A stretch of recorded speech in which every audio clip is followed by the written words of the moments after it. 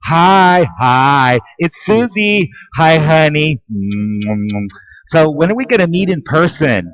Remember, don't tell anybody. I'm playing at work. I don't want anybody to know. You have to keep our secret, killer. And he's like, yeah, babe, I'll keep your secret. Okay, she says, finally, do not tell a soul. I'll meet you at your door. I'm wearing a negligee right now, and my nipples are so hard. Hold on. I'm going to knock at your door. He opens the door. He gets a bunch of crocodile dust blown in his face. Hey, it's the real deal, bro. They got the shit down in fucking Brazil. You'll do exactly what you're told. Now he's standing there. Yes, ma'am. Come with me. They take him up. They put him in a van. They bring him to a safe area. They dress him up in a military uniform. He's fucking buzzing. He's high out of his mind like he's on ketamine. He's just having a great time. Susie, meanwhile, is rubbing his bikini area occasionally to keep him soothed down. He's confused. She says, oh, don't worry. He's drugged out of his mind. They hand him a gun, and three of them go in there together, and they start shooting him, and they run away. And then he's standing there. What the fuck am I doing? I'm playing a video game. It's not far-fetched. It can easily be done. It doesn't even have to be like strobe lights and hours of programming. It could be something so simple as a honeypot that just fooled them. Think how many Craigslist scams there are. I also predicted on my show that they have the ability to run algorithms on people's internet usage to determine who is liable to be susceptible to that kind of programming and tweaking. Well, come on. He's online. He's playing video games for 12 hours straight. He's going to set off some red light somewhere. They're reading all of his posts. What is this guy doing in Thailand? What is he supposedly doing in Japan? He's everywhere.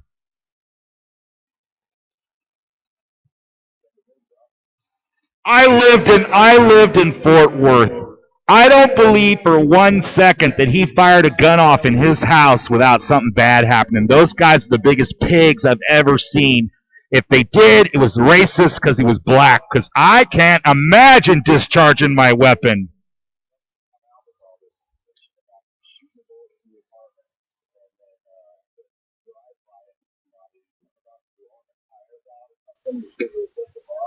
Well, I saw a thing. Now get this. It's all fucking hokey. I saw a thing that he became friends with Jabba Juba Jabba, some guy, I think an Indian guy. He said, come and live at my house. So this black guy came and lived with this guy and his wife and their kids. And he started going to the Buddhist temple with them. And he was upstairs or downstairs, one or the other, and he shot his weapon off, and it went through the floor or the ceiling, not the wall. Now, the lady that lived there said, oh, my God, what are you doing? He said, oh, I'm so sorry. And they played it down. They didn't want to cause a problem, much less they're Buddhists. Now, in the fucking New York Times, it says, shot through the apartment wall, barely missing a neighbor.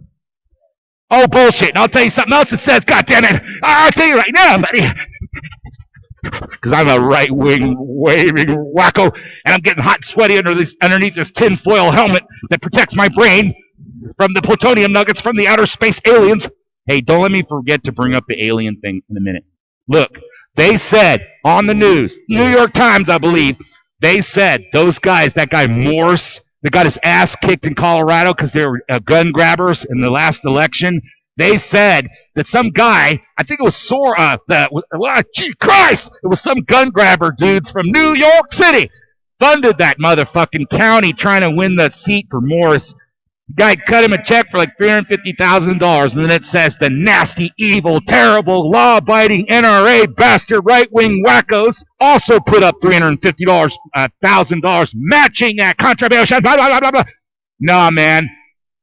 They spent over $1 million trying to get those fucking gun grabbers elected, and they did a nice little public offering and got the $300,000 together through the NRA, and they still won. They still got two conservative guys in there. So it's lie after lie after lie. Meanwhile, John McCain, this whole presidency, are supporting terrorism. We don't need an impeachment. Just arrest him. That's it. It's crime. You could just arrest him. If he, shot a hooker in there, well, he did away with that. But if you got caught with a live boy, no, I would get away with that too. I was trying to figure out some way, but let's just say the president got caught shoplifting. He would be arrested by the Walmart security on the spot. And he'd say, hey, bro, come on, I'm the president. Say, sorry, sir.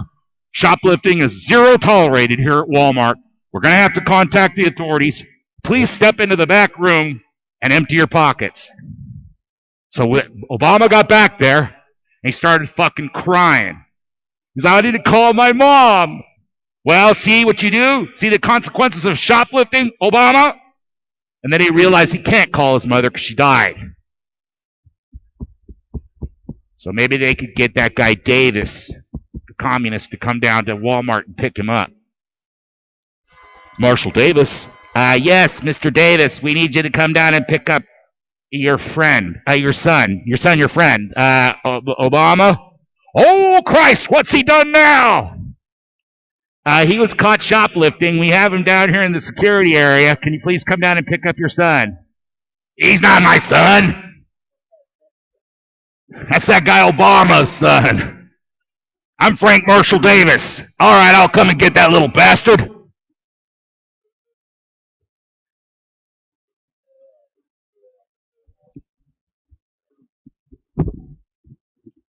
It's not crazy. It's purposeful. They're going to get more gun control. If you read the threads, if you read the comments, if you take the pulse of the population of this world, especially our country, I'll tell you right now, they are totally misguided. They are trying to cause a shooting war. They're galvanizing the gun owners. They're balkanizing people in resistance. People are withdrawing their consent. We're heading for some very exciting times.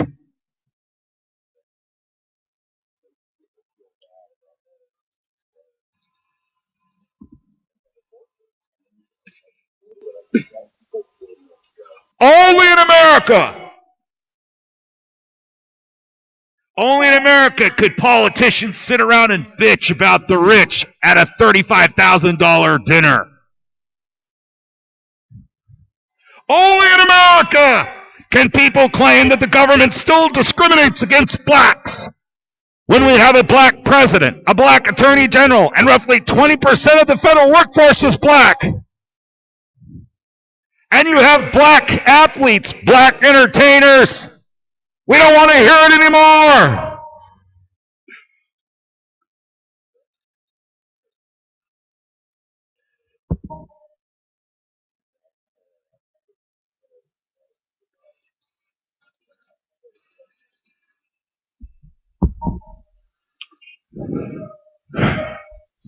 It's a crash coming.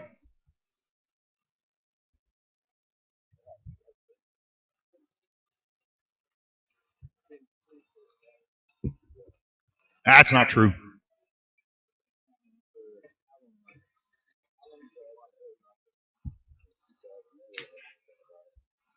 This plan has been executed since Adam Weishaupt.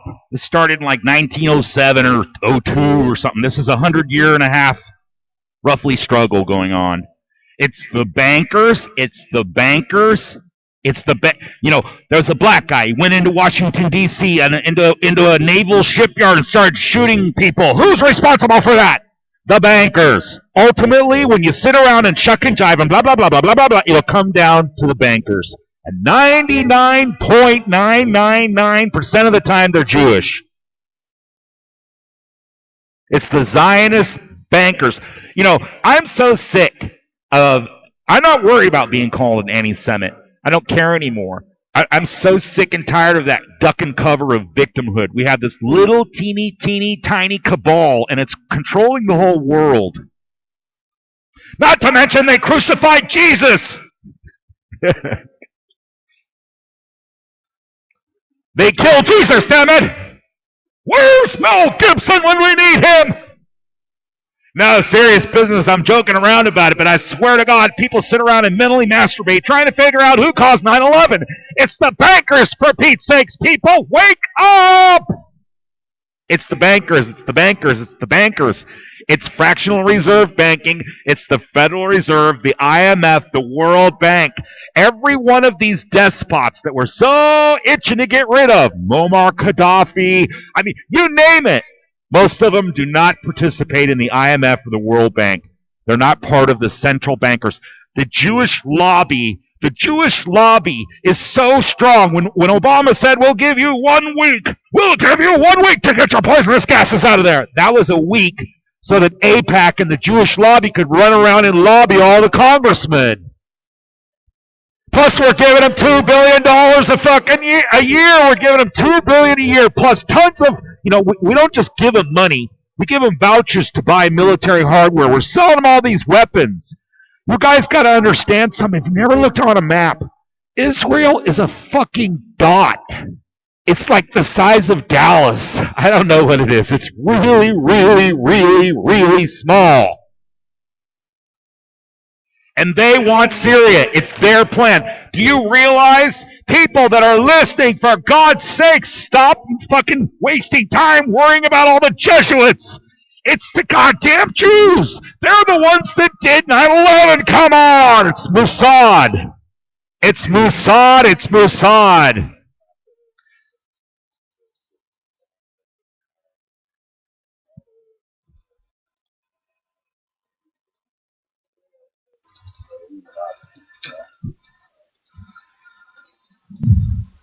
George Washington was a Mason. And when he spoke about Masonry, especially in England, he said to beware with your life of the illuminated Masons. So yes, he was a Mason. There are Masons here in town. They're just old fuddy-duddies that throw, benefits and shit. The real hardcore guys, those hardcore guys are the Illuminati. The Illuminati is just an extension of the banks, primarily the Rothschilds. I am telling you, by God, I swear on the Bible, you better listen to me. People don't listen to Rocket. I'm always right, and I'm telling you, it's the goddamn bankers. It's the bankers that are doing this. We should be mad at the bankers. The bankers are the ones that pulled off the fake, OBL killing when we all know he was already dead. It's the bankers that killed people on 9/11. It's the bankers. If you think that anything that we've seen recently is a false flag, it's the bankers. The bankers are the Mossad. They're the CIA. And, of course, we're up to our eyeballs in the Saudi princes that like to go see average hookers sit there and do jiggle dances and flow money over them. This is all over an gas pipeline. The pipeline must go through.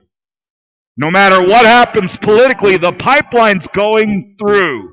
So we have to go to war. Not to mention Israel wants to boost their borders. They're running out of room.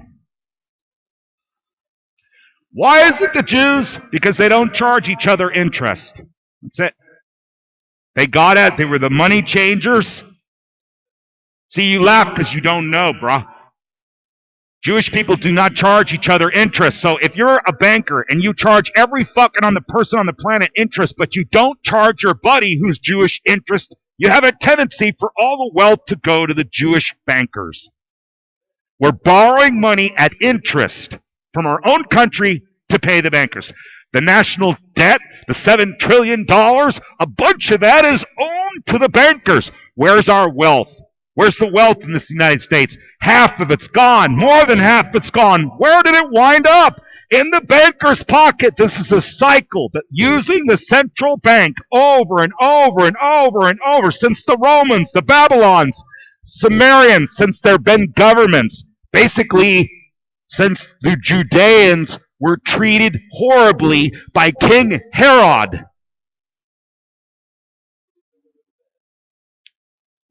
No, it's been the beginning of the Jewish conquest of the planet.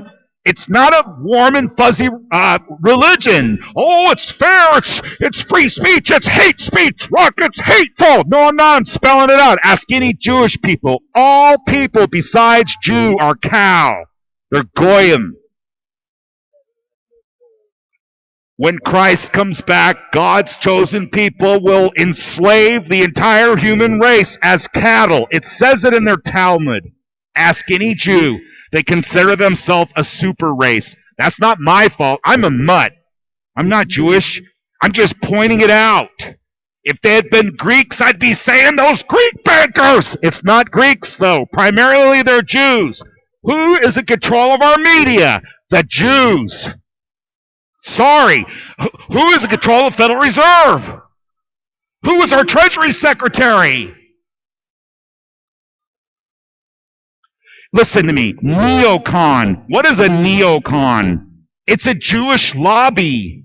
It's all for the interest of Israel. Everything we do.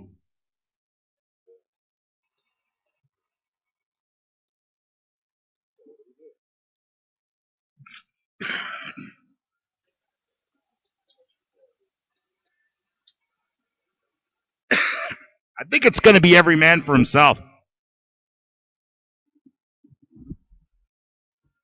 I mean, what are we supposed to think? By the way, they have a thing called a paleo-conservative. A paleo-conservative is a real conservative. People don't understand neocons, the ones that are forming our foreign policy in the Middle East, the neocons. You really need to spend an hour studying neocons. It's a leftist ideology. Everybody thinks it's the Republicans. It's not. It's leftists. They like welfare and socialism, but they want to conquer the world. They're the world's police. The neocons break everything down into evil or good or evil, black or white. Everything's about morality and exercising our brute force against the planet based on our moral judgment. That's a neocon. It's an empire based on conquest. It's totally out of sync with the population. But they're working on a long-term plan. So all you motherfuckers in charge of the military, shame on you! Shame on you, traitors to our country, or traitors to your family, you Benedict Arnold motherfuckers in charge of the military!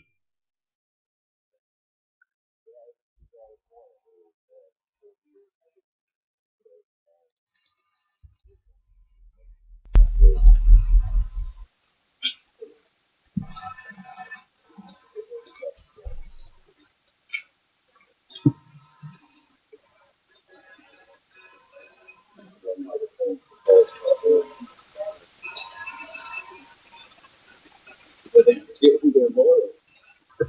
But dude, I don't think that's time to close.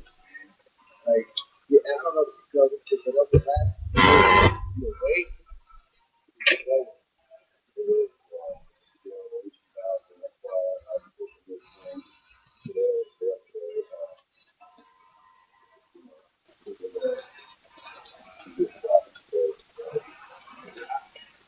I think all of these that keep happening, all the way back to Colorado, shooting, all of them together, like you want to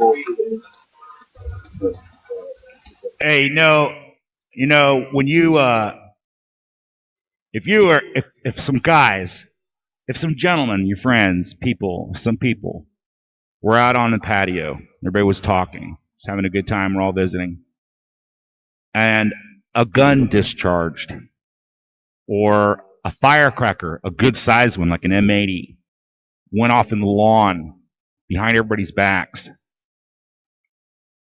You'd jump. People would jump. Scared shitless. Everybody laughs. Hear me out. It'd scare the fuck out of everybody. Bam! Whoa, shit! That's not funny! All the women might even get a tear going. You scared us. Didn't harm them in any way. But it scared the fuck out of you. Okay, you're scared now. Now you start talking about that event and what you saw and what you didn't see. And if it scares you enough, 5 years later, you could still, I remember we were on the porch, that firecracker, I was scared. I was afraid. I was terrorized. I had terror. I couldn't think straight. Okay, 9/11. We're scared. Scared the living fuck out of us. But now we're not as scared anymore. It's worn off a little bit. And now, looking back with hindsight, because hindsight is always 20/20, how the fuck did Building 7 fall down? Unless an invisible giant sat on it. How does a building that was not struck by a plane or on fire do a free fall? And how did they get away with that?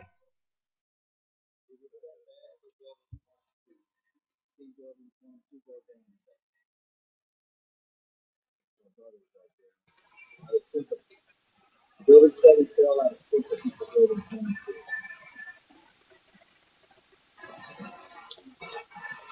No, bro. Building 7 fell because it was a fucking conspiracy. And if you look at the guy that owned the building, he just happens to be a Zionist Jew. Sorry, call it the way I see it. There were dancing Israelis with explosives high-fiving each other with the goddamn van, with the Twin Towers, with a plane crashing in it, painted on it. These Mossad motherfuckers. Who had the ability? Who had the motive? Who benefited? It's the Jews. Who could possibly control the media so that they all played the same clip of 9/11 crashing, but changed the tint, changed the angle to make it look like different places? Why did they have reporters saying that Building 7 fell down when Building 7 is clearly still behind them? Okay, so that would mean that the mass media, the ultimate media, everything we see is manipulated. We've been told that the CIA tinker with everything. Everything is a talking point. Who is in control of that? Is it the Greeks? Is it the Dutch? The Chinese? No. It's Jews, primarily Zionists. Why is it that the president of Iran says, whatever he says, he'll say, they always say this. Ahmadinejad used to say this. They say it just like this. Yes, and the imperial United States will pay, and the Zionist Jews. Why is it they always say Zionist? Because I remember when Gaddafi was saying, hey, you guys, this is mostly Al-Qaeda.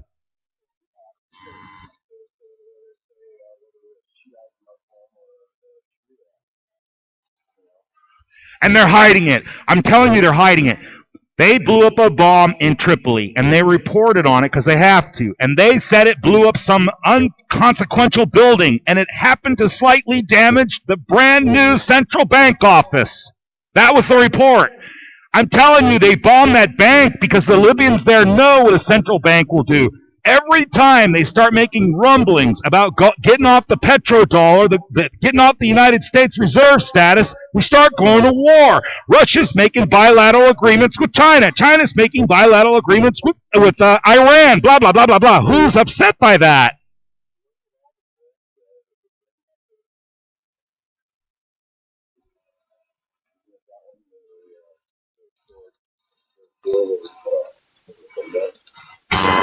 Well, I don't know. Who would have the ability to steal that and process that without anybody knowing? It would have to be somebody that's good at dealing with gold and also manipulating the media.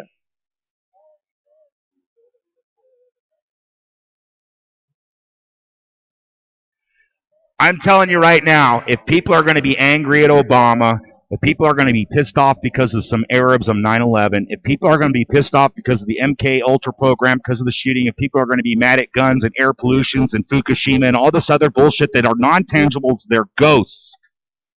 They have went all out. It's been a media blitz for years and years and years. And look at the people that are in their 20s and 30s. They're fucking mentally retarded.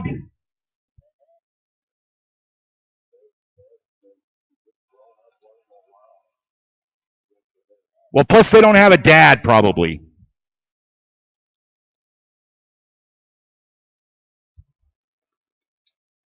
Those are just some of my thoughts. I'm just warning the audience, if they listen to me, and I do analysis and commentary. I never wanted to be that way, and I wasn't raised that way. It's based on my own conclusion. And, words have connotations to them. Like the word nice didn't always mean pleasant. Gay didn't even always mean homosexual. They change the meanings of words. They change the meanings of your thoughts. So when you stand around and talk, they've spent tons of time building up this thing that you can't even say the word Jew. Why is it illegal to make a comment about a race? What's up with that? Why is it they're driven out of every fucking country they land in? Was there any truth? Well, we certainly know that Jewish Bolsheviks are the ones that overthrew the Tsar in Russia. Communism and leftism is really just an extension of the Catholic Church. As the church faded away, We had to replace the church with the party. You know, a sermon was replaced by propaganda. Faith has been replaced by tolerance and diversity. Why is it every time we turn around, hey, no offense, I don't give a fuck, but what's the deal? How come every time I turn around I see a picture of a black man and a blonde lady having kids? Every fucking time I turn around. What is that about? What is the idea with the victim and the underrepresented minority protected, tolerated, elevated status? If you're gay, black, or handicapped, you know, the person that has the absolute most rights in this country is an albino transsexual. No, if you can be as fucked up as possible, you're a native Indian, part black, albino, transsexual, gender disorder with OCD, ADD, and Asperger's syndrome. And you work for the DOD and you have a secret clearance. And then later on, we're going to all sit around and wonder why you went crazy.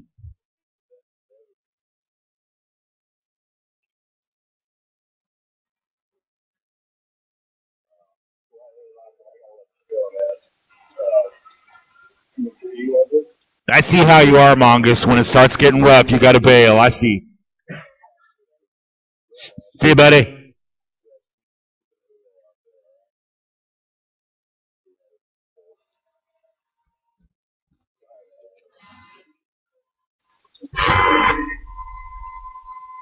I'm sure he's glad that he called.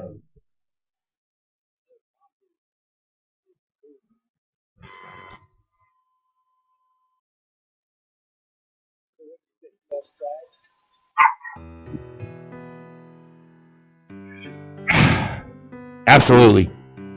All the way, they're killing people, they're murdering people. They're letting their balls completely hang out. It's all or nothing. The plane is crashing and they know it. There's going to be a huge 9/11. It has to top 9/11. Something has to happen that's going to top 9/11. How's that possible? Holy Christ, what's it going to be? I'm seeing a jetliner getting shot down with an M-pad. I mean, they're advertising to the whole world that you can waltz into a military complex with no problem.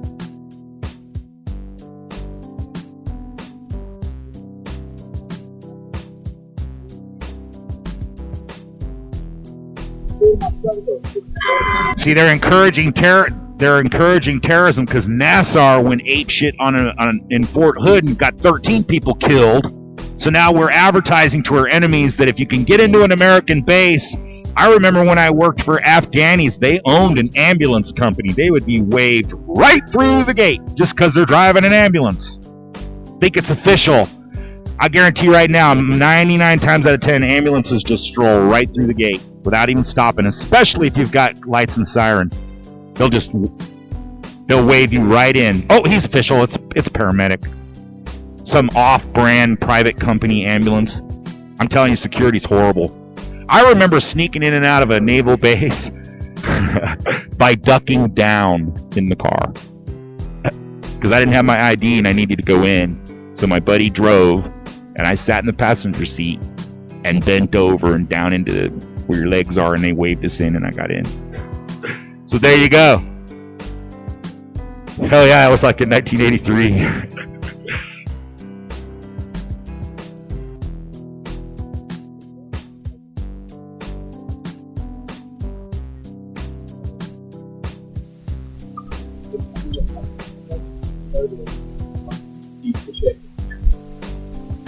Well, there's going to be cries to arm the military everywhere.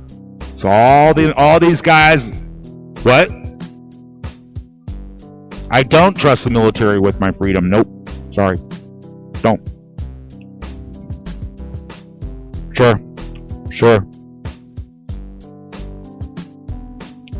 I mean, is Chelsea, is he a patriot? I put him in the patriot category. I know there was a doctor, I don't remember his name, but he lost his whole career because he wouldn't participate in the torture shit. There are doctors and nurses that are force-feeding prisoners. Those are war crimes. And no matter what you say, you're violating your Hippocratic Oath.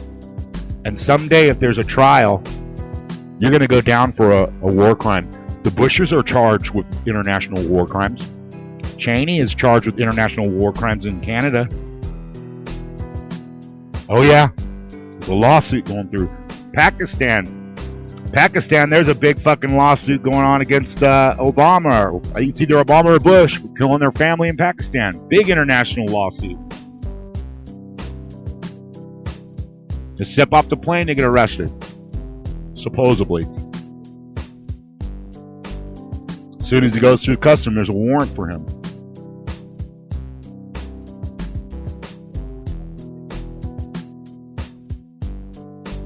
Yeah, he was. Neocon.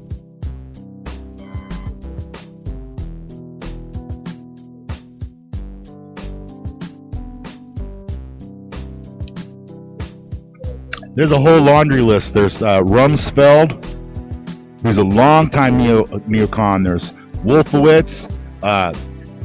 In the presidents, Reagan had to be talked into it. But once he mentioned the axis of evil, that's all neocon talk. Neocons are leftists disguised as conservatives with authoritarian empire building through spreading democracy, because we have a moral standing to be the super police and to spread goodness against evil. That's a neoconistic thought pattern. You mix that with Keynesian economics and the tail end of a central bank cycle. Because what will happen is they'll start over with a new currency, and if there's a central bank, we'll start over. Americans are retarded. They're stupid. They don't know their history. Because if they did, they would know that the founding fathers were totally against it. Totally against it. And by the way, the Second Amendment doesn't give you the right to have a gun. You have the right inherently. The Second Amendment just authorizes it. It states it. So you can't take it away. The Constitution just affirmed our rights that everybody knew. Common men know that they have these basic rights. Inalienable rights. Unalienable rights. You can't alienate them. They were written in a language so that every man could read them. You got to remember, they were just coming out of a couple 100-year period where the only ones that could read were priests. This was an age of enlightenment and reason, and people could read well because of the printing press. And most of the founding fathers could play an instrument. They could do politics and oration. They were mathematicians. They spoke several languages. They were horsemen. George Washington supposedly rode a horse almost every single day of his life. He was an expert at it. They could dance. They could play instruments. They could read poetry, recite poetry. They could do oration. They knew all of the classics. They were educated. And no kidding.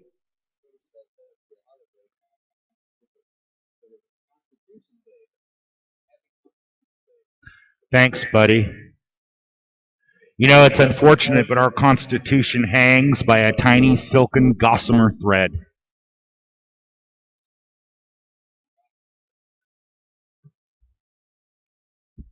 I'm worried that if the New World Order finally comes to believe that they cannot get the guns out of America's hands, that they'll give up and just nuke America. Just nuke us all. Kill us all, because they can't pry them goddamn guns. They're full of themselves. They think they can trick us into giving them up. So what else can you do is just destroy everybody. And remember, the Jews are safely over in Israel if America gets destroyed. They can literally drag us into war tomorrow. And what they're doing to the Palestinians is horrifying. It really is like a concentration camp. I don't know the answer. It would have been better if they would have taken half of Germany. But at this point, I'll make a statement right here on my mother's grave. If the United States finds out for real that Mossad did 9/11, the game's over for Israel.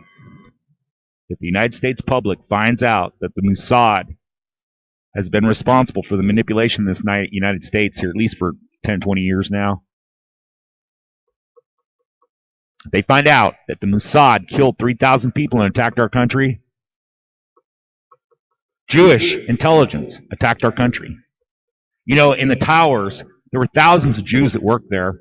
There's only like 3 that got killed. They were all told to stay home. And by the way, I think out of the 3 people that got killed, 1 was Jewish, 1 was black, and 1 was a Gentile. So none of the Jews died. They knew. Lots of people were told not to be there. Primarily, the Jews. I want a Jew to call the show and tell me I'm wrong. I'd like a Jewish person. When I say Jew, oh, that's derogatory. I don't mean it as derogatory. I just mean Jew. If you're Jewish, and you know all about the details of what I'm talking about, like example, okay, it's not me. I'm just reporting the facts. Don't kill the messenger. I saw a video where a bunch of hardcore Jewish guys, you know, curly hair, long beards, black robe stuff, meeting with Ahmadinejad from Iran. Well, they kissed him and hugged him, and he hugged them, and praised each other and prayed over each other, and said they were brothers against the Zionists. They're from an organization called Jews Against Zionism. But then I did a little research, and I found out that Ahmadinejad is an assumed name. I cannot remember what his real name is, but Ahmadinejad is Jewish. And I'll tell you something else.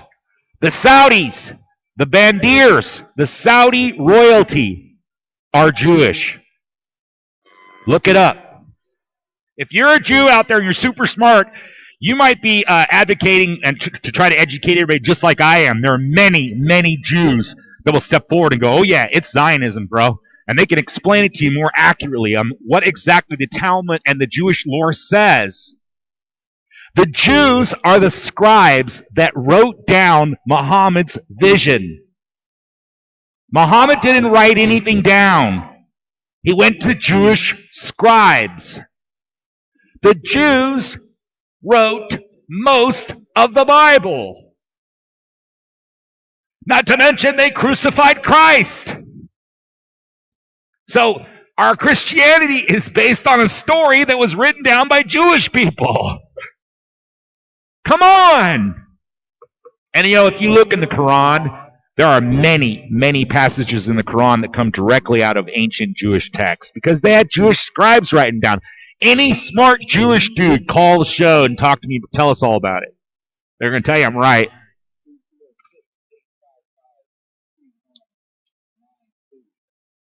Let me explain something to you, okay? The Jewish bankers, primarily the Rothschilds, don't beat me up if I'm wrong about the details, but you get the gist of it. The guy's a super, super rich billionaire. How does it start out? Well, originally people have gold. People made gold coins. Moneymaker is their last name. It's a Jewish name, Moneymaker. They have different names for it. But you made money. You made gold. You made goldsmith. The gold went to your house. Well, gold is heavy. So eventually they figured out, hey, you bring your gold to my house because I've got guards guarding it, and I'll give you a little piece of paper, and I'll write down on the piece of paper what you have with me, and you could travel with that so you don't get robbed. And when you get to the next guy, just give him the piece of paper, and he'll come and get the money from me. You don't have to carry your money anymore.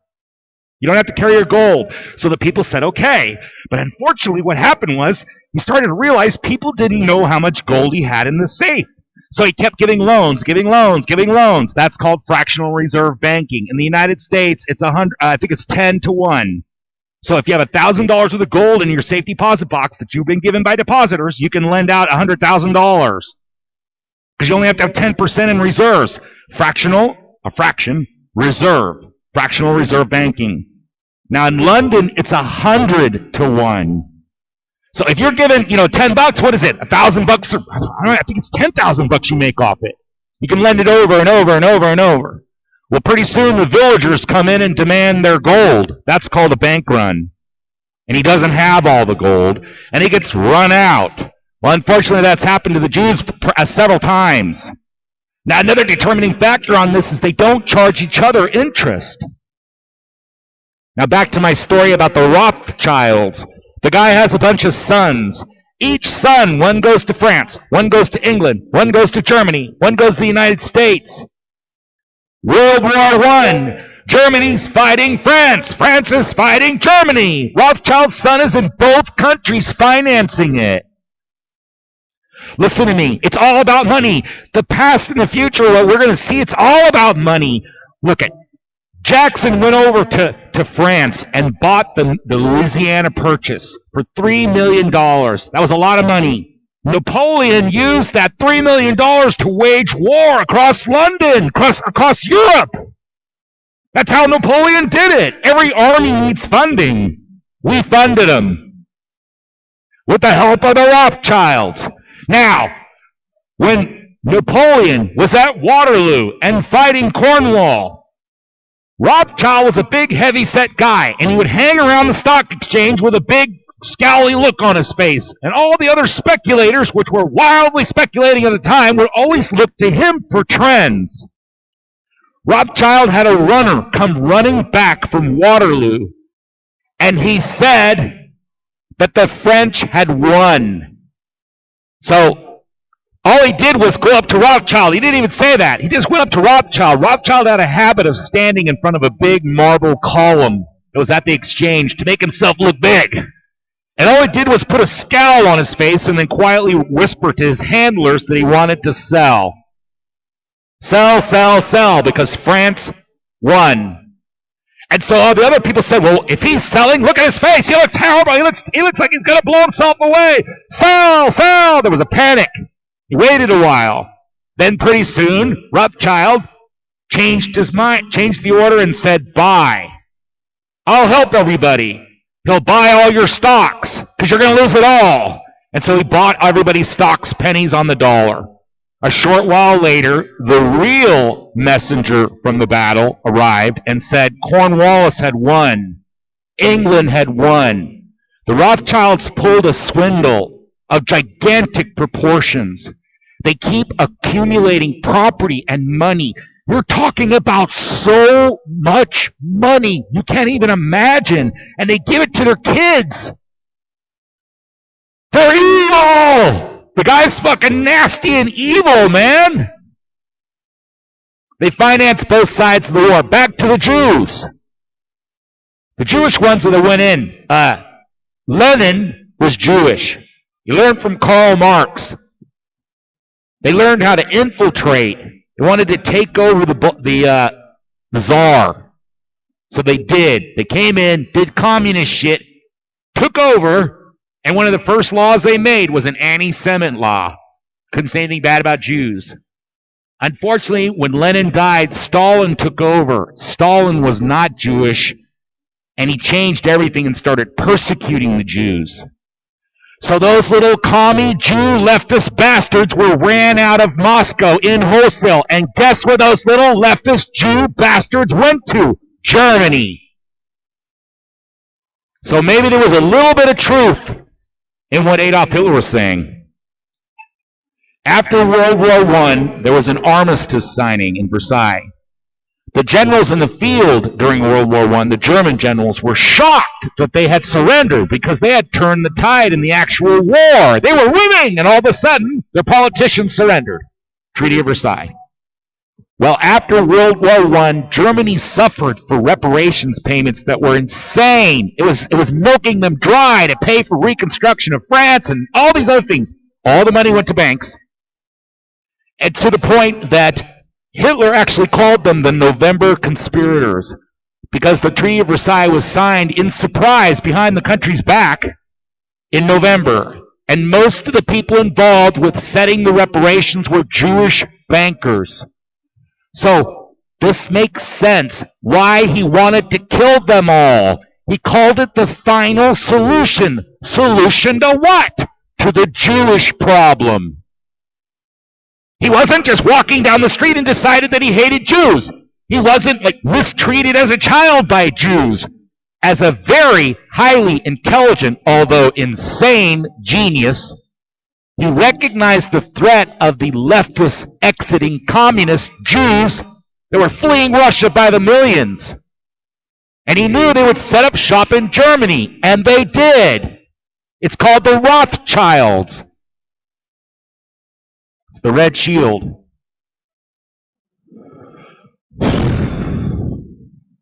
And now, meanwhile, they want to get their country back. They want to get their country back. What's the deal with these guys, these Holocaust deniers? Why is that even an issue? There's no Christopher Columbus deniers. There's Holocaust deniers.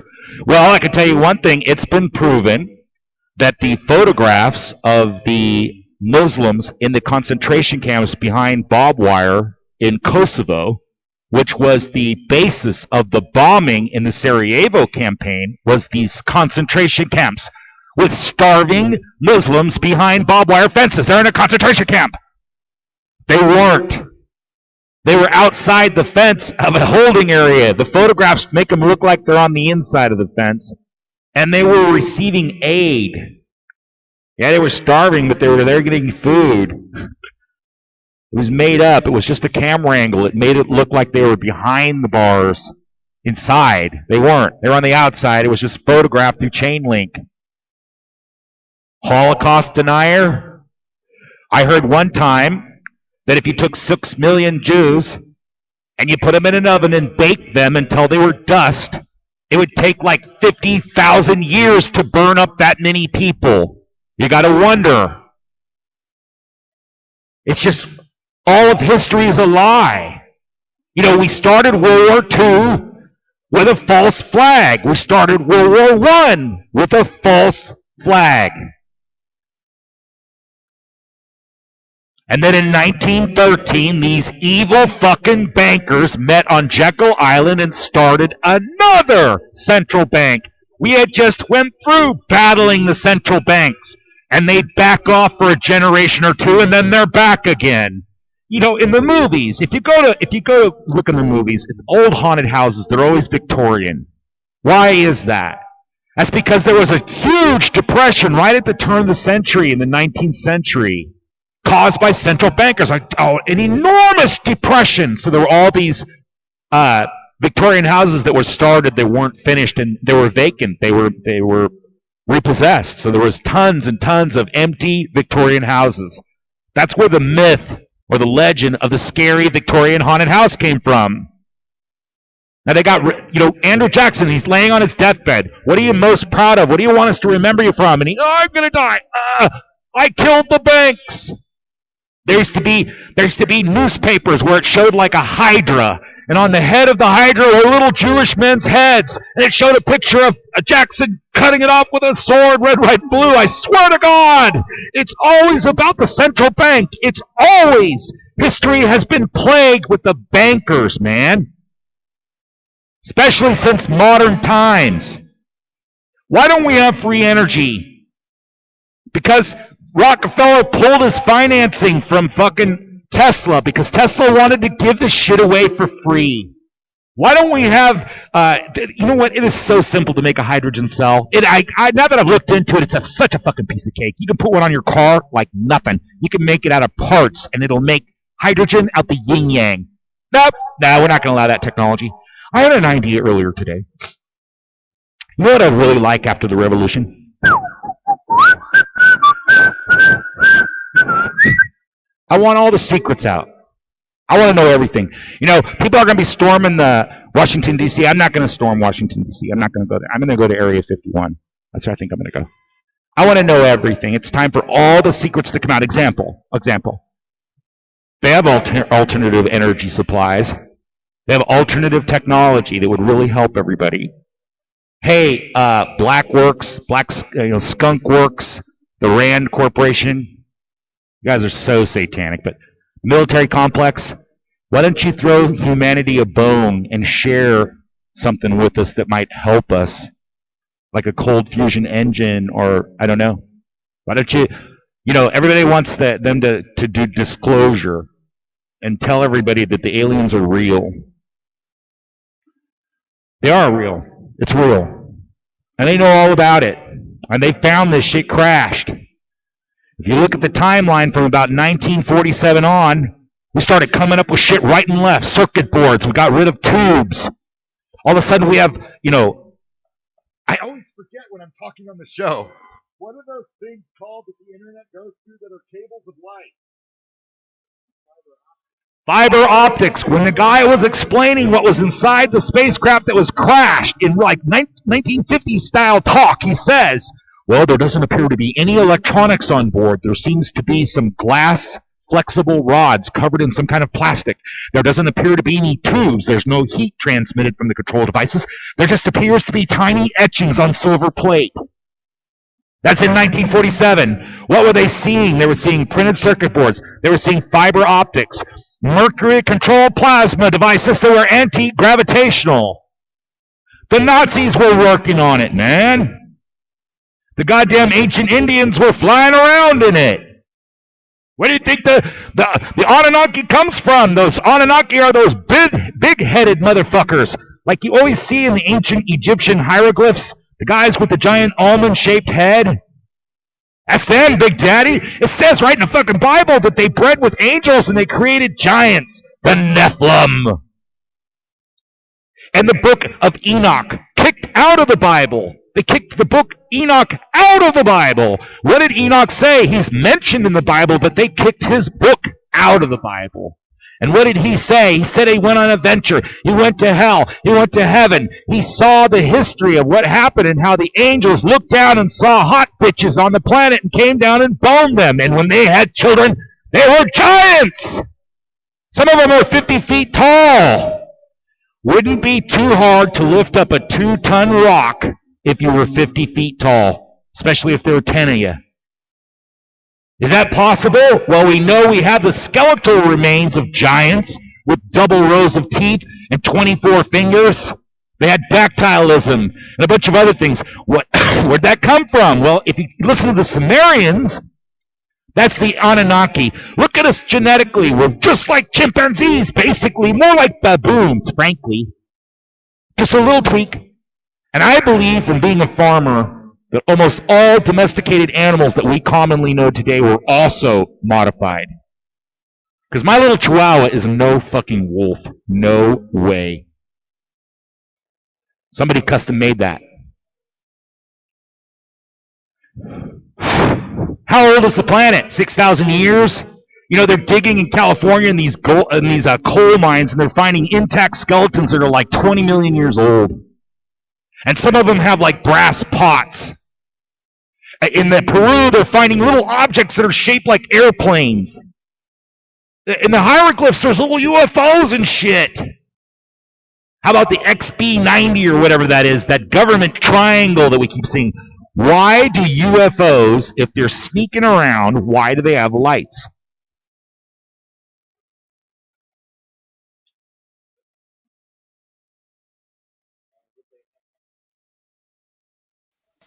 Well, according to the Ark of the Covenant, according to the Varindas and the Purana, the Indian literature regarding these ancient UFOs, the propulsion process caused a blinding light. The Indian books describe these flying machines in fucking detail. It tells the metal. It tells the propulsion. It shows where the people sleep and shit. They were all flying around. There's all different kinds. And then all of a sudden, it's in their stories. All of a sudden, they came up with the big, giant, fucking cigar-shaped one. How many times have we seen that? And they're like cars. There's all kinds of models. And you know, the guys that were touching the metal of the Roswell crash, and Eisenhower, when he went in there to see him, he said it felt like aluminum foil. It was like super thin. It was really lightweight. It was like cloth. It wasn't like metal.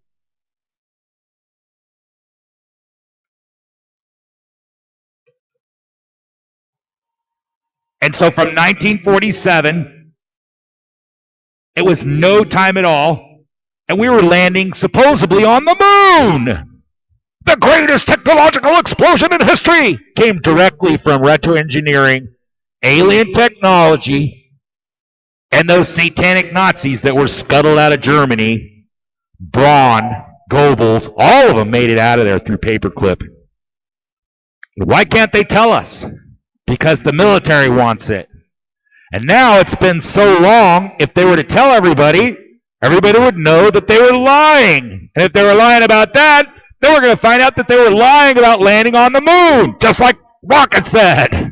in his crazy right-wing rant. It's all fake. It's all to get money.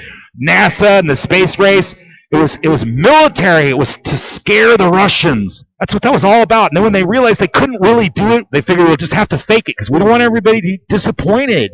And we want to scare the Russians. Let's just make the movie of them landing, okay? We'll get Sidney Pollack to come in here and direct it, the guy that did 2001 Space Odyssey. He already had a studio in England. They went over there. They were there like a couple of weeks filming something. Looks like a moon set. They said, well, let's just make the movies anyway in case the film gets destroyed. We'll have the footage.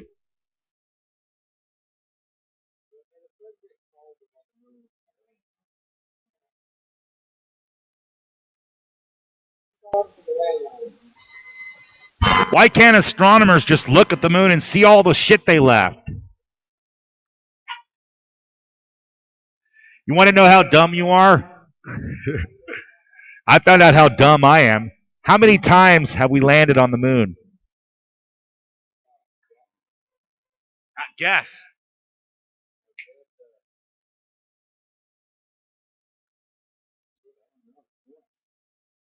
I think at least 7. I'm not really sure, but I heard him saying, well, this is the 7th moon landing. I was thinking, what? I didn't realize. I'm so stupid. They had multiple moon landings. And where are those guys in those 1970s white vinyl spacesuits cleaning up fucking Fukushima? How come in nuclear power plant accidents, we never see anything past a level A grade toxic uniform? We never see the white spacesuits. The NASA spacesuits should work perfectly working around a reactor, but you never see it.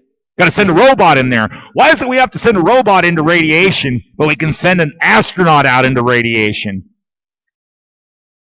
How's that possible? Because it doesn't exist. They were vinyl. They were white vinyl suits to keep them cool. Didn't protect them from radiation.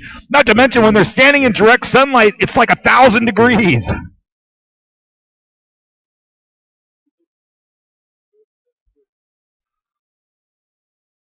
Why would we bother to send this really complicated probe to Mars? Why would we bother?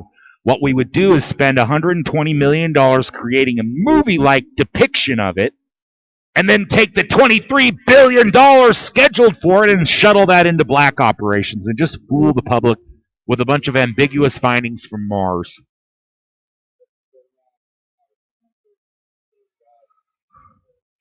And you know, the Russians, during the height of the Cold War, before they were, completely broke, they had a Division 13, and one of the things they did is they had a Moscow Hollywood.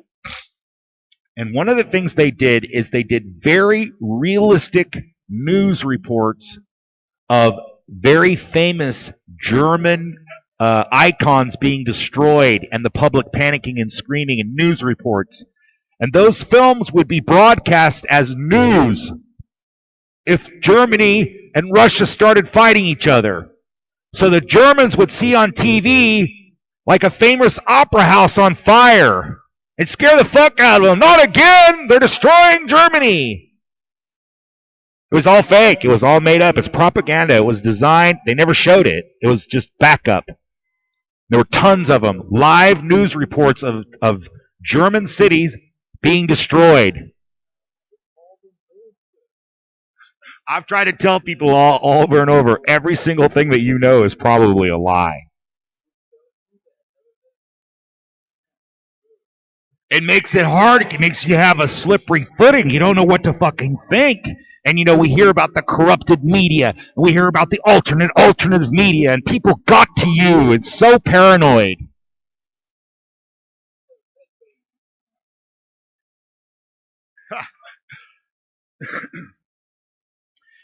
And then I really wanted to respond to that one guy called, I'm sorry, I can't remember who it was. And he said that he's losing sleep, he's worried, he's starting to just think to take care of himself. You agree with me, Mr. Reed. Both you and I have had that same conversation. It just seems hopeless.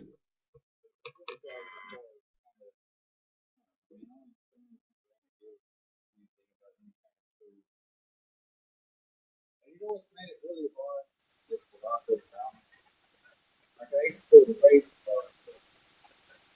Like, because people are, you can do the same shit Bush did, but people are still saying things because they don't come off as racist. And it's not racist. Heaven forbid we get a woman in there, or there's some other kind of victim status, some other alpha male, some kind of woman in there, or a gay guy, a transgender, Filipino, Mexican, something besides a white Caucasian. Now, yes, Hillary looks worn out. She's older than Reagan. Nah, she looks pretty beat up, but God, these lunatics love her.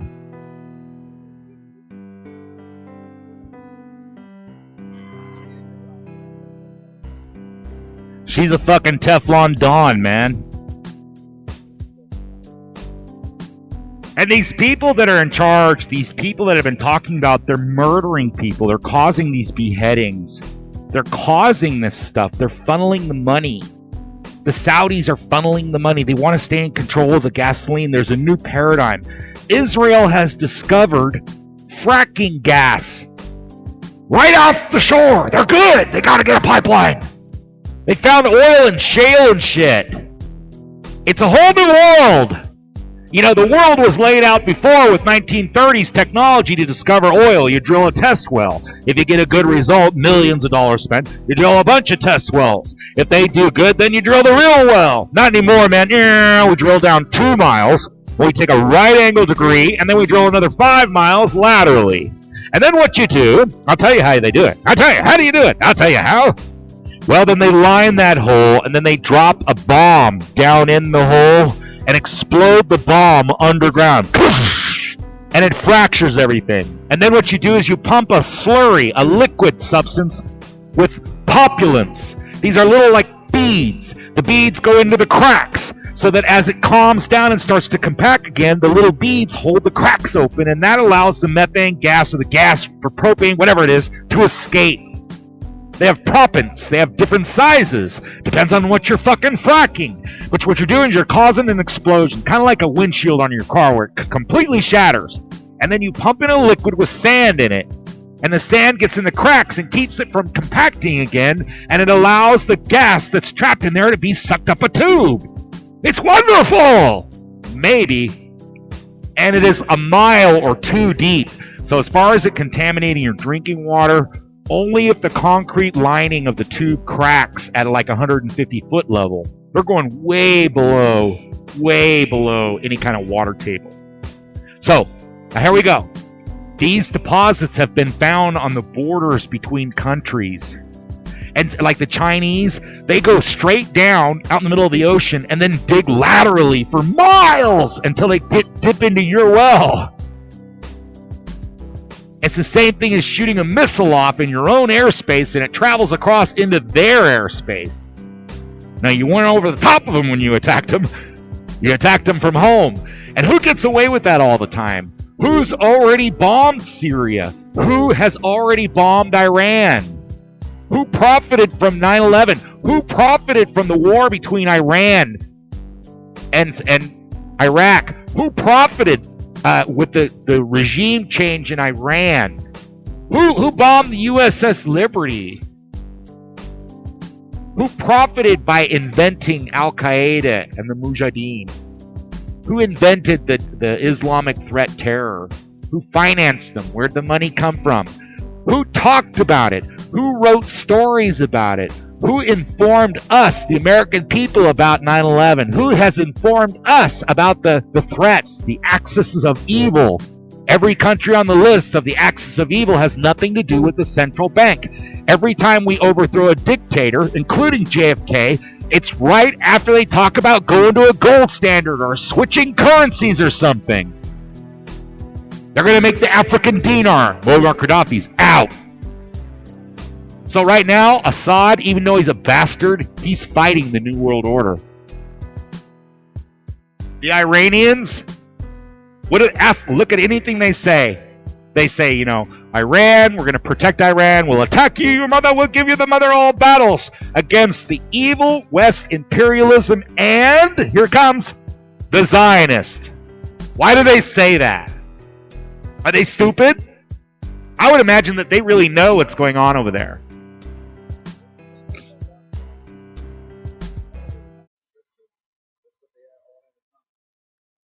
Every evil country out there, they're not involved with central banking. The IMF, which is really the United States, they come swooping in.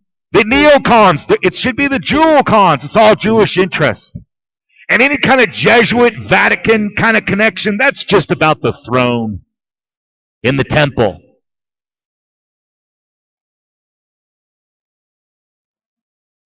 They got to rebuild that temple for the third time. They already have the stone blocks cut to do the temple. As soon as the Temple on the Mount, the Islamic mosque that was built over the original site of Solomon's temple, as soon as that's gone by a bomb or something, boom, they're going to rebuild that temple. And then what happens, according to Revelations, is they're in there doing their ceremonies, and the Antichrist enters in during the middle of the week and interrupts the ceremonies and then sits on the throne and claims himself to be the Messiah, and everybody believes him. So there you go, that's Revelations. So these Zionist motherfuckers have brought in, well, they brought in the Christians. The Christians are all for this because they want the Messiah to come back. So there's they kind of got the same target. So you've got Christians supporting Zionism. That's why you've got Catholic Zionists. The Catholic Church was in charge for 700 years, 800 years. That's no fucking joke.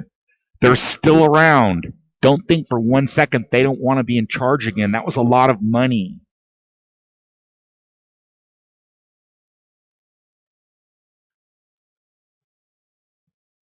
But if you don't believe in God, you'll believe in Dancing with the Stars. So now we'll switch to secularism. We'll believe in the government, the big daddy. And so all men in this country are beta males. There's only one alpha male, and that's the government, big daddy. That's why the divorce rate's so high. That's why women don't call their husbands, they call the cops. That's why you're seeing this push for gun control. Call the cops. We don't call dad. I don't call my husband, I'm divorced. I was never married. Which baby's daddy do I call? Then you get into feminism. We got to feminize. Men don't even want to get married anymore. Of course, males are disposable.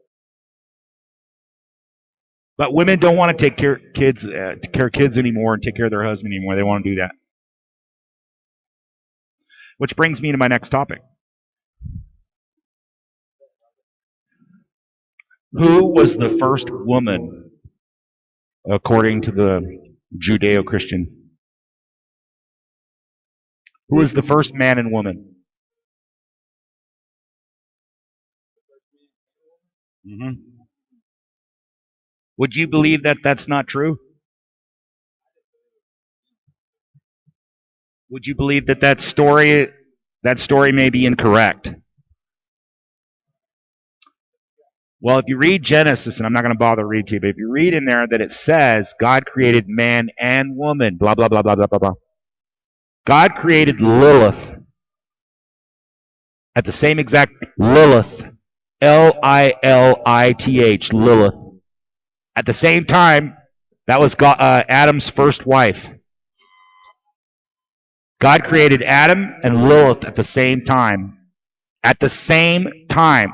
She was an equal with Adam. And so they, basically, to cut a long story short, they boogied around the garden and she wouldn't fucking listen to him. So Adam complained to God because she was his equal. And God had her fly away.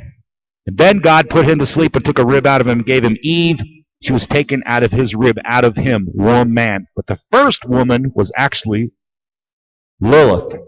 And she actually became a demon.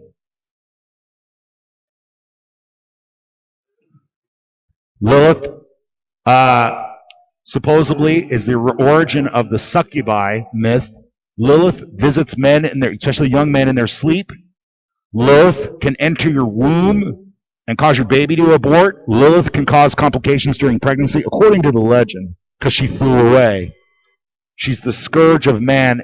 She's his equal. Yeah, succubus. That's the opposite. No, actually, you might actually like it. It's sex while you're sleeping. It was basically a bunch of misogynist old biblical times characters explaining why they come in their pants when they're sleeping. Oh, I was visited by a succubi. And who was it? It was Lilith.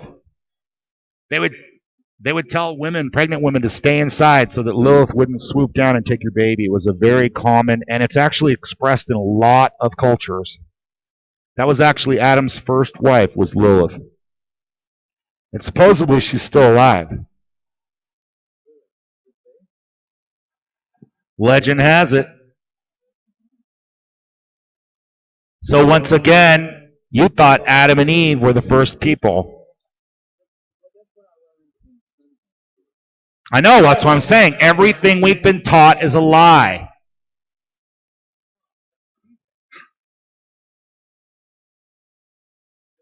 And why is that? Let's keep going with this. I'm going to take my atheist hat off for a minute. Why is that? Because the earth is the dominion of spirits and demons and devils, jinns, Satan, the illuminated one. Now you had angels in heaven. The angels looked down and saw hot chicks. They really liked God's creation. Hell yeah. Hell yeah, I can swoop on her. Yep, and they had children, the Nephilim. According to the Bible in Genesis, that was the giants of old, of renown. The Titans, giants, were real. Tons of them. And they got like double rows of teeth, and they were voracious. That's David and Goliath. Goliath was a giant. Now, why did the flood come? Now, the flood myth is popular with all religions. They all got a flood story. The flood was sent to wipe away the giants.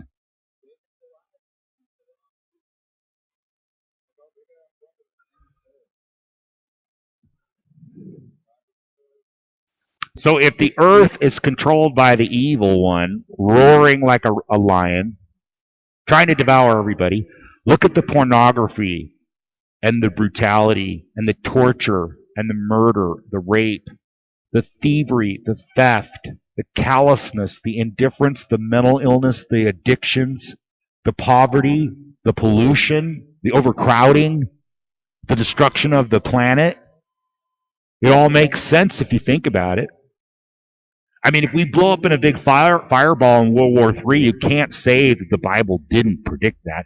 Of course, David Koresh and the Branch Davidians, the ones that all burned up, if you could talk to them right now, they would all say that David was right. They did die in an Armageddon attacked by an army. He knew it was going to happen. He made it happen. And you know, if you really look at Jesus and Jesus' story, 200 years from now, they might unearth David Koresh's writings, and 1,000 years from now, we might be calling David Koresh the Messiah. That's about the equivalent with Jesus. Jesus was considered a rebellious freak who was lying, according to the Jews especially, was lying. He was wise, he's a prophet. You know, Islam always tries to say that. He's a smart guy, but he lied. He was not the Son of God. That's what they're going to say.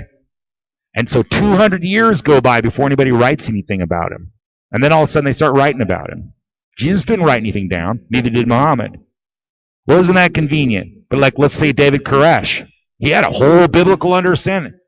What if 200 years from now they unearth some shit from him and they'll start saying he's the Messiah and they'll write a book about him?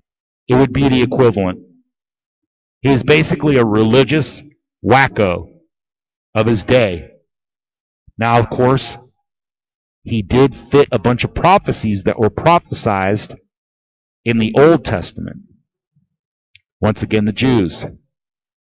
Now, there was a time recently, maybe a few months ago, 6 months ago, I used to say, I'm starting to believe in the devil. Because how is it possible that this evil has been able to manifest itself generation after generation after generation? What could possibly stay organized? You know, the Illuminati. How could these guys stay organized over generations, hundreds and thousands of years? One driving malevolent force. The New World Order, you know. Where's that coming from? It's got to be a devil. People can't maintain a grudge that long. Even the Hatfields and the McCoys have let it go, you know? How is it possible that this evil is able to stay congealed and moving forward through the generations? I'm sorry, it's not a devil, a demon, or a mist floating on the air. It's very simple. It's the Jews. It's the original Judeans that were treated horribly by King Herod, who was appointed over them by the Romans. And they basically were brought in, they got captured by the Babylonians and became slaves. And in each case, wherever they go, they get slaughtered. Now, in a leftist ideology, who do we appeal to? The victims. Jews are perpetual victims. They're designed that way. And then you got guys like Adolf Hitler standing there saying, I'm going to protect my country from these Jewish guys. I have a final solution. We've got to kill them all. Now, when I look at Syria and I look at these guys fighting and shooting each other, you have the Free Syrian Army shooting, and you got the army shooting. By the way, you can tell if they're in the army if they're shaved. The army has to shave.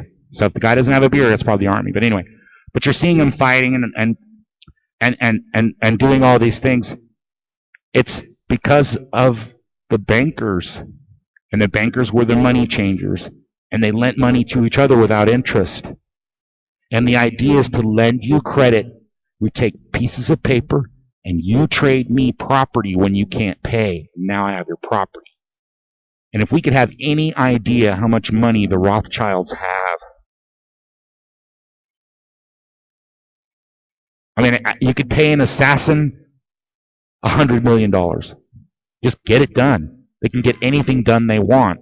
You know, when we talk about the elites going into a bunker, and, you know, how are they going to, well, you know, you have no idea. No, you have no idea how elaborate. Listen, come on, man. Think about it. JFK, I got problems with him, but JFK was no idiot. And what did he say?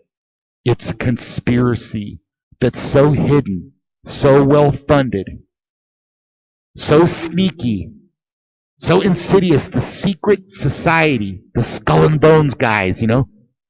He got up there and said that to everybody.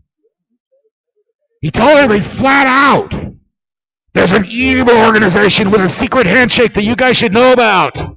We're not going to allow this to happen. And what was he doing? They were recommending Operation Northwoods, where they would use fake Cubans to cause a war with Cuba and attack an American airliner. He rejected that. That got him in trouble. Then he started talking about issuing money. I'll tell you something now. Let me tell you guys something, because everything you know is a lie. Everything we know is a lie. The gold standard. The gold standard. How come we don't use the silver standard? Gold is for rich people. Silver is for every man.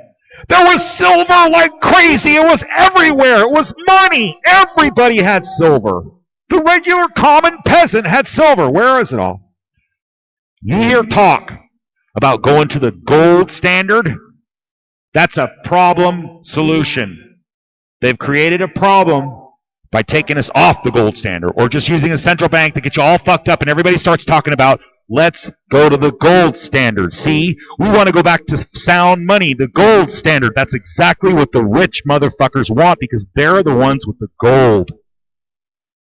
If it was real, if it really was real, they would be saying we need to go back to the silver standard. Because everybody has silver. There's enough of it everybody could have some in their pocket. And you know, gold doesn't go away. Whatever gold's been dug out of the ground is still here. Silver's going away. It's being used up slowly. In cell phones mostly. So it's valuable. And every man could have some in their pocket. You could use it for money. In Julius Caesar's time, back in the Roman Empire, you could go in and buy a toga, which is the equivalent of a business suit, for 1 silver coin. In 1890, you could take 1 silver $20 coin and go to New York City and have the fanciest suit made for you.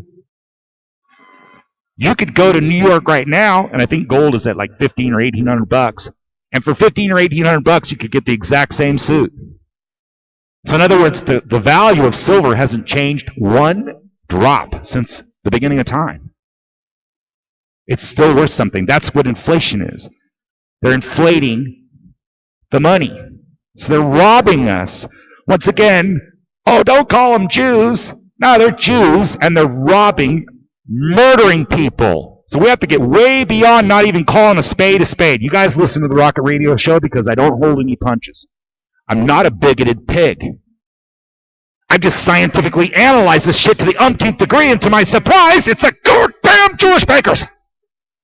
And anybody can look at it and see. Remember how I told you you drop a firecracker off in a group of people and scare the fuck out of them? You know, after a shooting is the worst time if you're a cop to give your report because you're all jittery and fucked up. You can't even give it a sense of time. Okay, well, it's been, 12 years or whatever? How the fuck did Building 7 fall down? Look, the other two buildings had airplanes crashed into them. Okay, that's reasonable, but why would Building 7 fall down? You know, I'm not all worked up anymore. Now I look back kind of like sober at it and like, what the fuck? Did an invisible giant sit on it? And why did the Jewish guy, well, what does it matter if he's a Jew? It just seems like they're all Jews. Why would the Jewish guy say to pull it? You got the fire department yelling at people, run back, they're about to pull it. It's about to go. How did they know?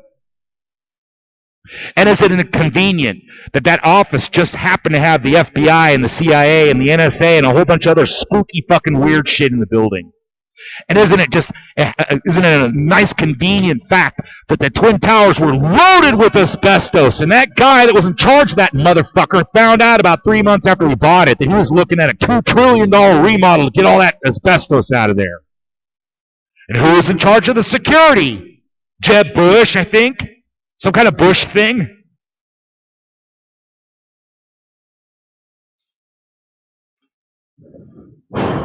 Who gave the stand-down orders? Who let the Saudis fly out? How do the Saudis have to do with it? Well, do your research. The Saudi royal family are Jewish. It's a big scam. And the first woman on the planet was Lilith, according to legend.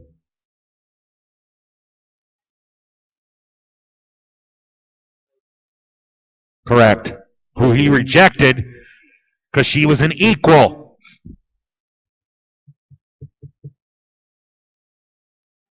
But as it is, there's only one masculine figure left, and that's the man. That's the state. So other men that are around, meaning all of us, you're beta male. Causes beta male behaviors. Begging, addictions, hair picking. You know, beta males and wolves, for example. If they're allowed to run with the alpha male and his females, their testosterone level will go down. So they can get along better. So they're trying to hump all the time and get themselves bit by the alpha male. Beta male wolves have strikingly low testosterone levels so they can get along. Now, in human being terms, at some point in development, the alpha male realized he could use some of these beta males hanging around for his cause if he gave him an ugly mutt chick, the fat chick, or the ugly chick, whatever, an ancillary female. And what about a male that was related to him who was too old to mate? What are you going to do with him? You allow him to hang out. Now you got a family. You're starting to develop a structure. Pretty soon it's a tribe. It's all your cousins. And you steal women back and forth from each other and shit. And then finally someone figures out how to grow something. Now we don't have to migrate all the time. We start growing food. Well, we have more food than we can possibly eat. What do? We store it. Man, we sure do have a lot of food stored up. And I had seen some guys come in there from another tribe and try to steal it. We need to post guards.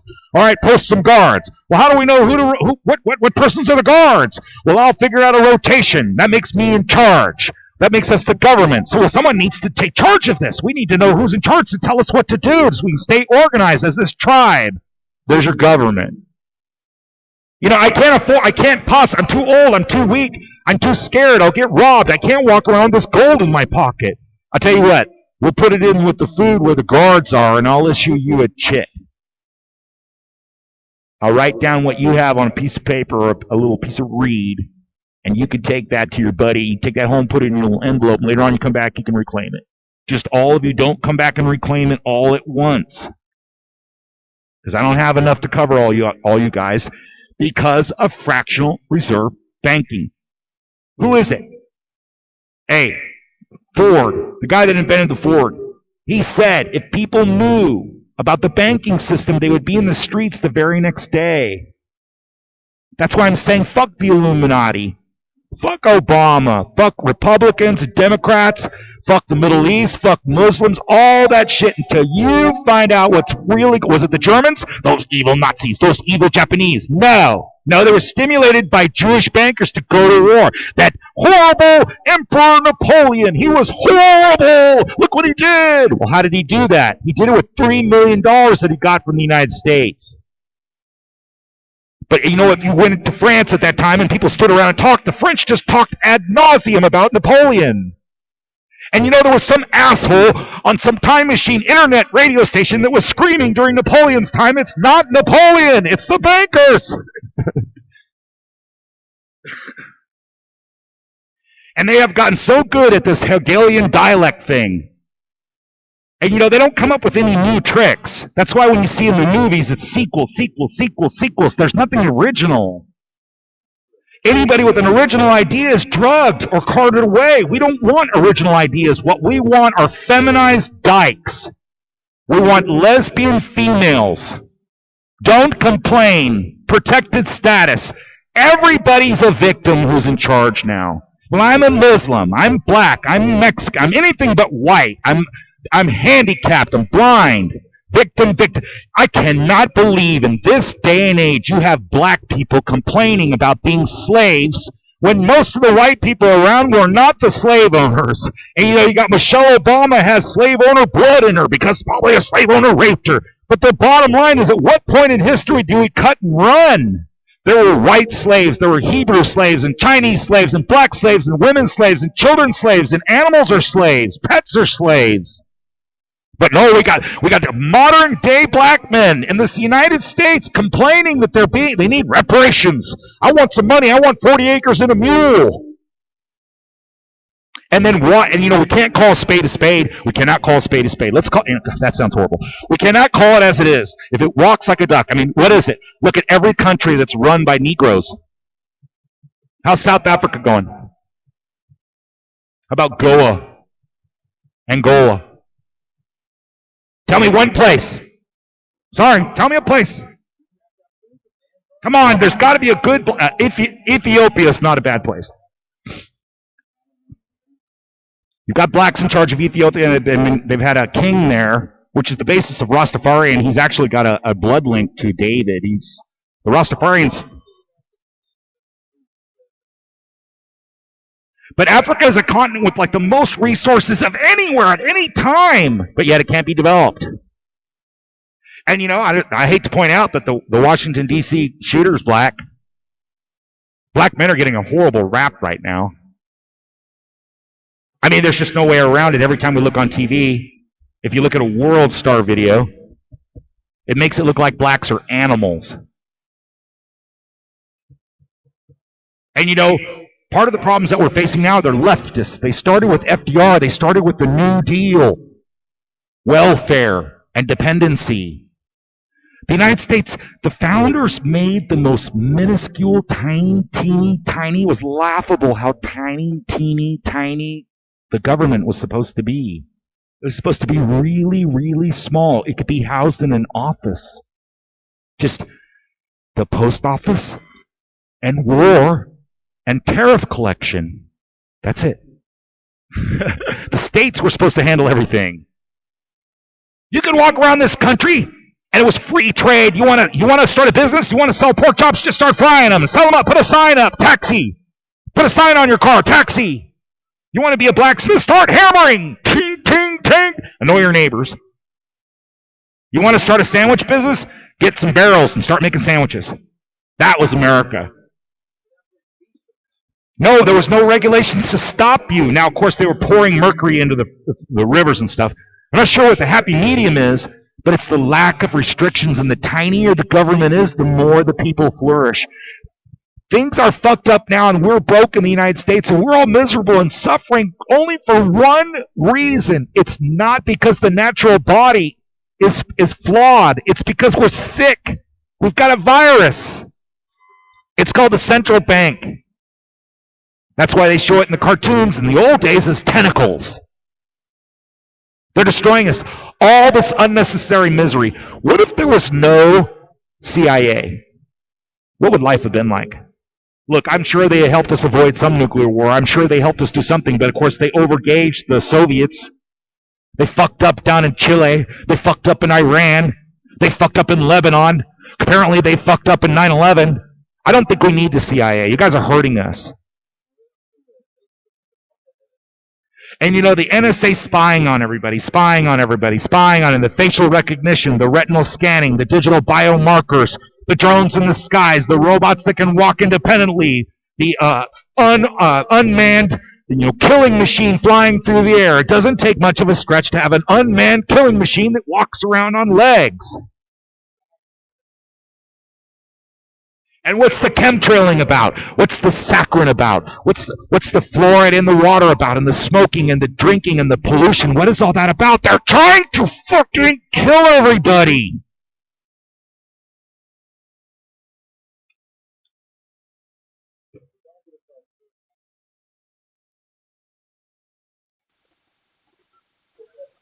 Well, the only problem is if they create some kind of global catastrophe with like nuclear power plants or something where the planet becomes uninhabitable because they're nihilists, they're suicidal, because they don't care. You know, it's like the spoiled, rotten, psychopathic kid that's playing, some kind of board game and he starts to realize he's going to lose and he just kicks the whole game over because he's immature and spoiled. They'll do that to the planet.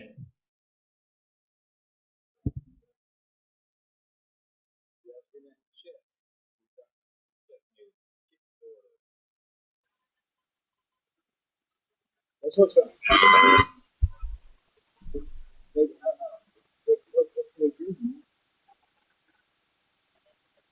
We can sit here and watch it all come down on us. You can pray and repent. You can turn away from your sin and ask God to help you. He's not supposed to turn his back on you. And if you're a piece of shit and you feel helpless and you feel slimy and sinful and crappy and you're porn addicted or something nasty, just filthy dirty, you don't believe in God and all that stuff, he's supposed to love you and accept you through Christ, like that prodigal son. My daughter called me a couple of weeks ago, and they were in the daycare of church. And they were doing something. They had the kids there and stuff, and they were doing some activity, but it was time to wrap it up, and everybody's going to go home. And the pastor, whoever was there, prayed.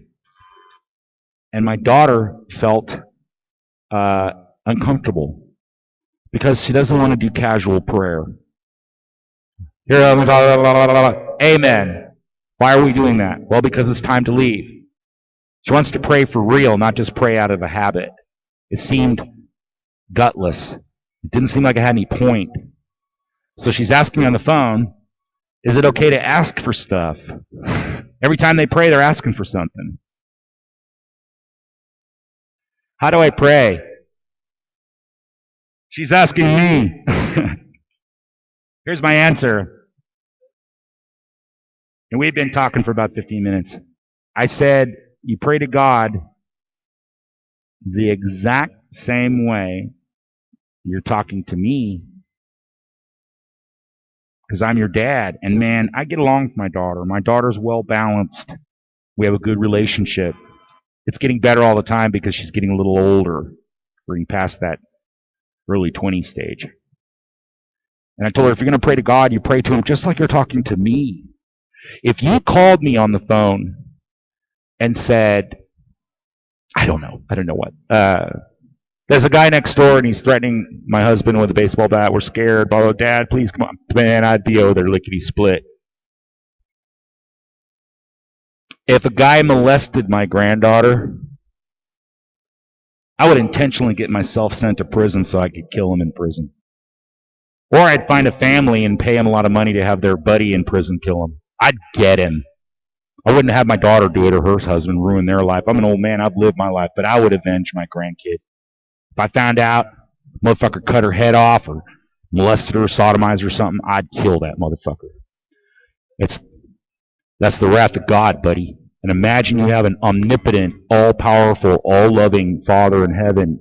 So if you go to him like your real dad, not your fucked up dad, not your abandoned dad, or your addicted dad, or your distant dad, or your divorced dad, or your stepdad, or your bonus dad, a real dad, the way he was supposed to be. And hopefully you had a real mother loving you and your dad like they're supposed to be. Not some fucking grand lesbian wet nipple society. No. A mom and a dad and children. So you want to pray to God? Pray to him like your dad. A little bit of mystery, but you can come to him exactly how you are and say, man, I am fucked up. I need help. She was asking, can I ask him for help? Can you ask your dad who loves you and is capable for help? Fuck yeah. If she called me, Dad, my car is stalled. I'm on the side of the freeway. My battery's dead. Where are you? Blah, blah, blah. I'll be right there. No, I got a baseball game. Hey, we're going to Italy. Oh my God, it's going to be the most fantastic tour. We're going to see everything. It's so wonderful. Ring. Yes. Mr. Rocket, yes. Your daughter has been involved in a serious accident. I'll be right there. Well, wait a minute. What about the trip to Italy? Nothing else matters. So once again, if you want to pray, and there's a heavenly Father that loves you so much that he sent his only son to die to pay your ransom for you being a fuck up. It's already done. Done deal. He's not going to do it. He already did it. According to the legend, according to the book, he already did it. It's already done. All you gotta do is say, hey, all you're doing is saying thank you.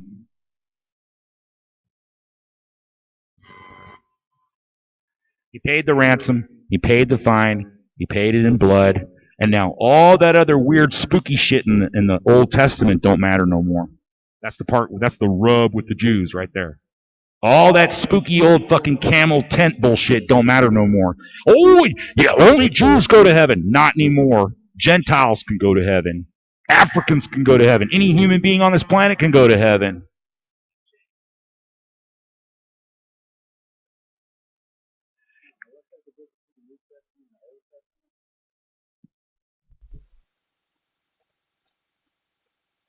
The difference between the Old Testament and the New Testament is, one, prior to Jesus' coming, you had to do rituals and blood sacrifices and ceremonies to be absolved of sin. You went to a priest, and he killed an animal, and by the animal's blood, of course, the priests were eating those animals as meat and food. That's kind of how they supported themselves. Basically, a lot of temples were basically butcher shops. Seriously. You could bring a donation, you could bring an animal for sacrifice. What was it? It was a virgin bull, a virgin lamb. Well, they ate that shit. It was food. It was food for the priests. It supported the monastery, whatever. You had to go to a temple. Now, the priest would take your offering and go inside where you couldn't go, and went in there, and there was a veil in there, and he went around behind the veil, and then he offered your offering to God as your intermediary. And then he would come back. Yep. And then he would come back outside and say, okay, your sins are forgiven. Or maybe he'd even say, maybe manipulate you. We need a little more. You need to start saying 50 Hail Marys. Maybe use a little political manipulation. I don't know. But the point was you needed that priest. Okay. When Christ died on the cross and the earth shook, the veil in the temple ripped in half. It was symbolic that you didn't need that veil anymore. There was no holiest of holies anymore. An ordinary person could go in there. And why are we fucked up to begin with? It's like electricity. God creates Adam and Lilith. Lilith is gone. She gets banished away. Now it's Adam and Eve. Adam and Eve eat from the apple from the serpent. What did he have them eat? You had one tree that was what? The tree of life, right? And then you had one tree that was the tree of knowledge. Right? And then the serpent who's cast it down to the earth. Why are they cast it down to the earth? Partially because they thought that human bitches were hot. That's correct. And so, now this is after the flood. So, or no, it's before the flood. Yeah, because we've got to make people. So you got Adam and Eve, right? They're in a relationship with God. They can look at him. They can see him with their eyes. They can talk to him like a normal person. It doesn't like Doesn't hurt or anything. Like when Moses saw him, he had to hide in the cleft in the rock and look at God's backside because he couldn't look at it. When Paul was on the road to Damascus, he was blinded by what he saw. But here, Adam and Eve, they're like electricity. They were compatible. There was no short circuits. There was no resistance. It was like a superconductor, no problem. It was like being dialed in on the right radio frequency on a set of walkie-talkies between you and God. They were in harmony with God. All of a sudden, they fucked up. They got reason. They developed reason. And suddenly they question everything. Just like the guy's walking on water till he starts to get scared and then he falls in the water and Jesus has to rescue him. But at first he was walking on the water. Jesus said if you just believed like the grain of a fucking mustard seed, you could move a mountain. So here you've got Adam and Eve. They're like retarded little caveman kids. They don't know about sex. They don't know about porn. They don't know about robbing and stealing. That comes later. So they eat from the apple. They get the tree. They get knowledge. They get, the serpent, the lucent, the morning star, which that's what Barack Obama means in Hebrew.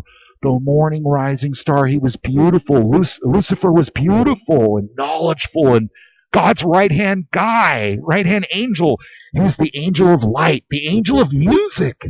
He was wonderful and funny and entertaining and beautiful and could dance. And it was just amazing. He was like the vice president. He was amazing. But then he got casted down.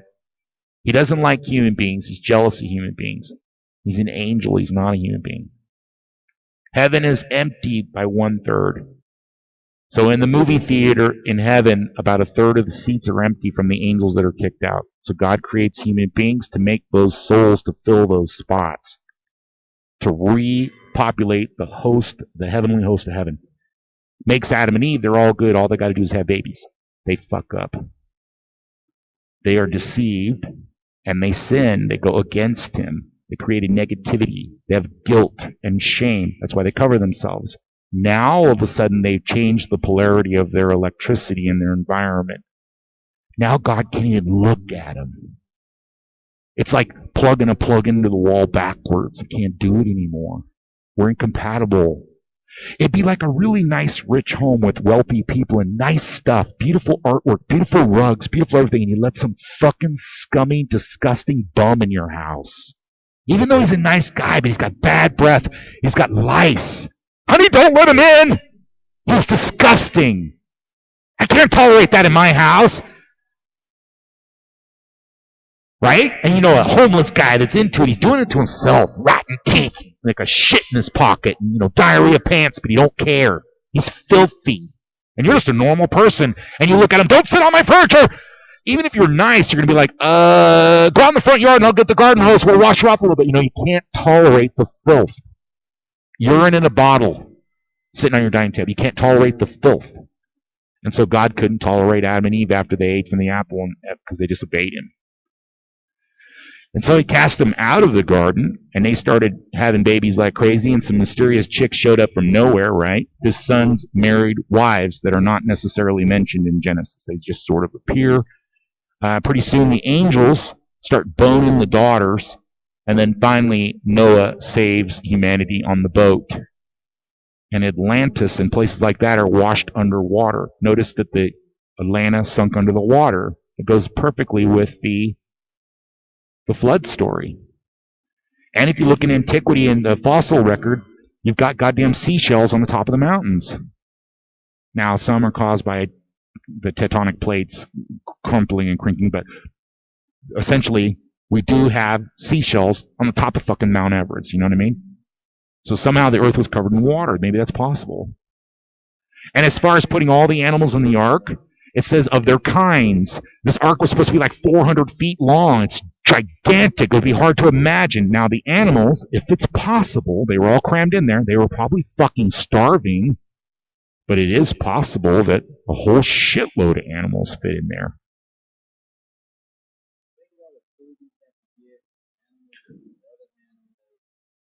Well, you got to understand, what, like oxen, there were like 20 of those. What were the extras for? It's for the tigers to eat and shit. I mean, I don't have all the answers. I'm just telling you a fable. And it's a Babylonian myth. It's a Greek myth.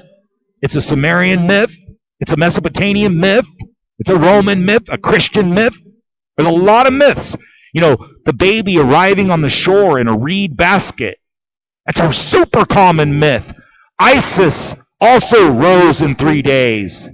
ISIS rose in 3 days. There are tons of gods that died and rose in 3 days. There's all kinds of alternative explanations that fit it perfectly with Christianity and a mixture of paganism that was popular at the time. But even the Titans in Greek mythology may have made sense.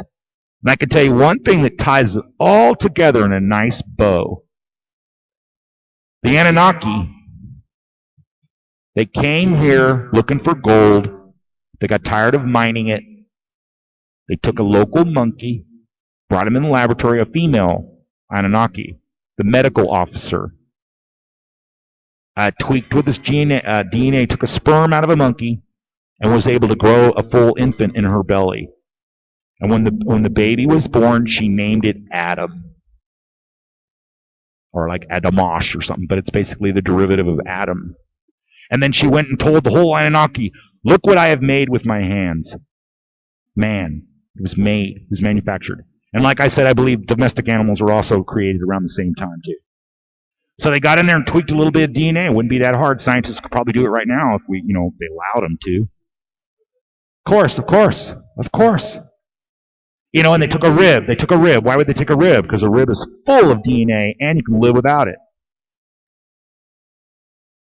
It answers all the questions, except for one thing. Nibiru, if part of the equation is correct, maybe the whole thing's correct. That means there's another planet coming within eyeshot of the Earth. Is that possible? Well, once again, everything we know are lies. Pluto isn't even a planet anymore. They didn't discover dinosaurs until like the cowboy days. So history is written mostly used to be written by the religious. Now it's written by the governments. But the spoils belong to the victor. History is written by the victors. Whoever wins the battle, the other guys are the bad guys. Now there is something strange that all this God talk, they got these prophets that are having these insights, these dreams on basically hallucinogenic mushrooms, and they're saying there's going to be an apocalypse, an end of time. And I think this was a little bit more global than the nearest village for primitive people. They were saying the earth was round, for one, and they said that there would be a time when the earth is destroyed and everyone would go to heaven. They go to some spiritual place after the fact. Well, for primitives, you have to admit, they pretty much guessed it. We are at the precipice of all being blown up or dying from some pandemic. Most advanced species die after about 5 million years, and we're at 6 million. Most democracies fail after 200 years. We're a little bit over 200 years. We're almost overdue for an extinction, and our democracy is definitely overdue for a turnover. Even Thomas Jefferson said that the tree of liberty must be replenished with the blood of patriots like every generation or something. In other words, the tree of liberty is watered with the blood of tyrants and patriots. And they know it's a cycle. It's a cycle. And more than anything else, that cycle of patriotism versus tyranny is based on central banking. And what did God say? Money was the root of all evil.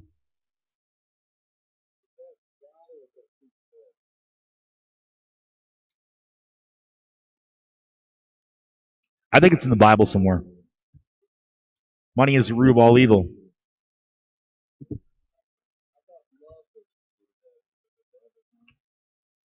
I think you're right. It is the love of money, not money itself. It's just a piece of paper. That's like guns. It's not guns that kill anybody. It's fucking retards.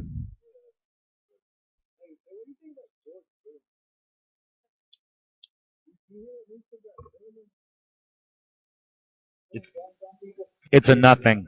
Once again, the Zionist-controlled media reported that he pulled a gun on him. The police come back say there was no gun involved. It's a no story. It's just to stretch that out for the libtards.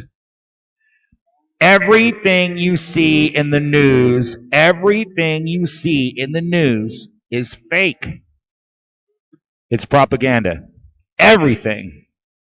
Your entertainment, the movies. If I see one more robotic cop in the future in these fucking movies, every movie, they don't even talk to him or talk about it. You know, the movie doesn't have anything to do with it, but just happens to have robotic cops everywhere.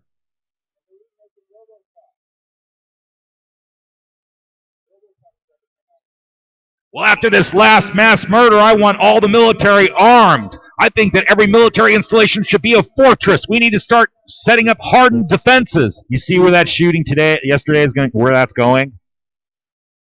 Every military base needs to be fortified, right? Because we're about to have a revolution, man. You don't think they're prepping for that shit? I have a little bird that has been whispering in my ear, and I've been tempted not to say anything about it, but I am going to say something.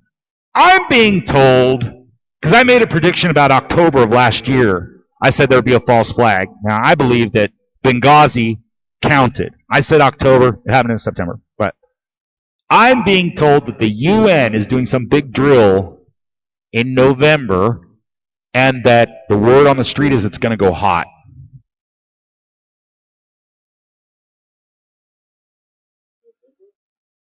November.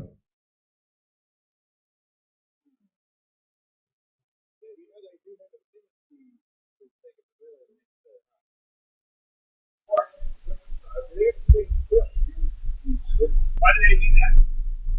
I don't know, man, because people keep falling for it. Yeah.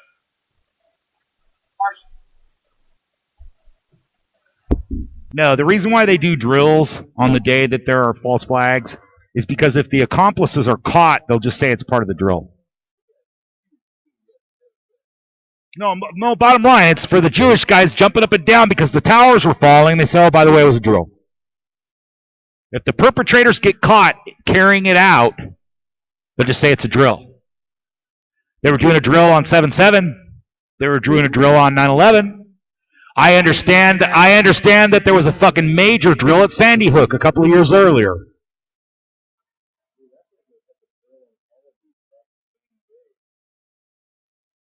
But now that this new phenomenon of the crisis actors, well, if they say somebody got killed, how do we even know?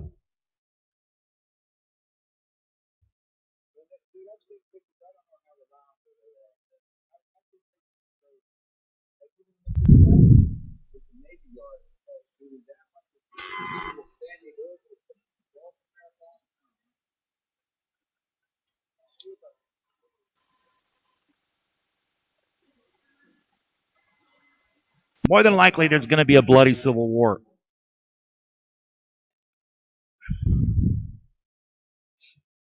And I see nothing coming from the military. On an individual basis for each soldier, I buy them coffee. If I see them in line at the store and they're getting a coffee or they're getting something, I'll pay for it. And then, oh, no, you don't have to do that. You know, I respect guys in the military. I don't want to bash you guys. But you guys in charge and you guys as a whole are a blight on this planet. And you're also sucking the lifeblood out of this country. And while the guys in charge over in the Pentagon are sharpening their bayonets, people are going hungry in the United States. Our coffers are empty. Why do we need to start a war over a gas pipeline for some other country when we're sitting on all this oil? Why are we sitting on all this oil? We're waiting for the oil to go up to $200 a barrel. Why is it that the oil companies are making bumper profits and oil prices are high? Did you know if there was no central bank, if there was no tomfoolery right now, gasoline would be 30 cents a gallon? You know,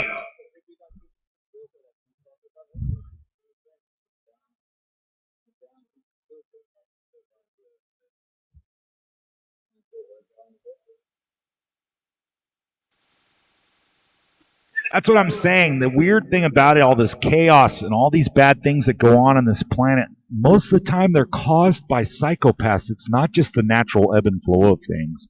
It's not. You know, a river might breach its banks and wipe out a town. Probably shouldn't have built it there, but let's just say that's nature. Now you could say they put a dam in and changed the flow of the river, or they did chemtrails. So now a normal river that would not have wiped the town out for some human intervention, although Luciferian, causes a flood and wipes the town out.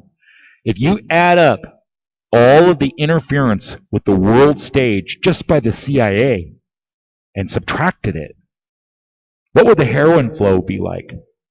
How many less guns would there be? When the aliens landed, maybe they would have shared that technology with everybody, but now it's been a hidden secret. They can't say anything about it because they're all liars.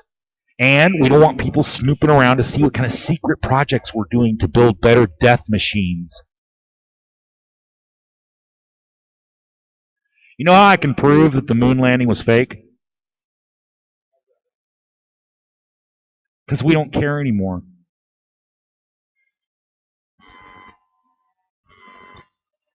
We don't give a fuck.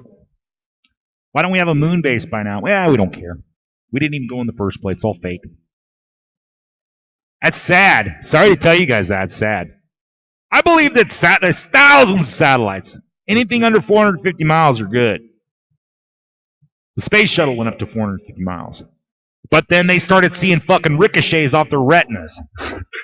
Can't see very good. So imagine what that does to film. In a little teeny tin can with unprotected 1970s style 35 millimeter or whatever film. There's no way. Common sense.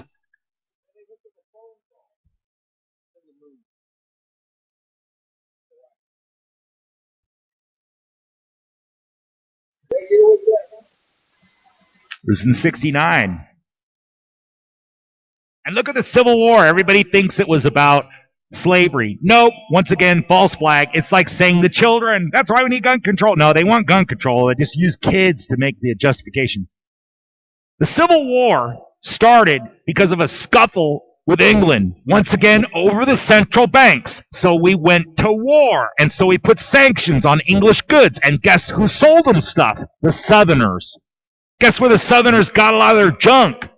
From England. They weren't down with it. Abraham Lincoln didn't give a fuck about the slaves.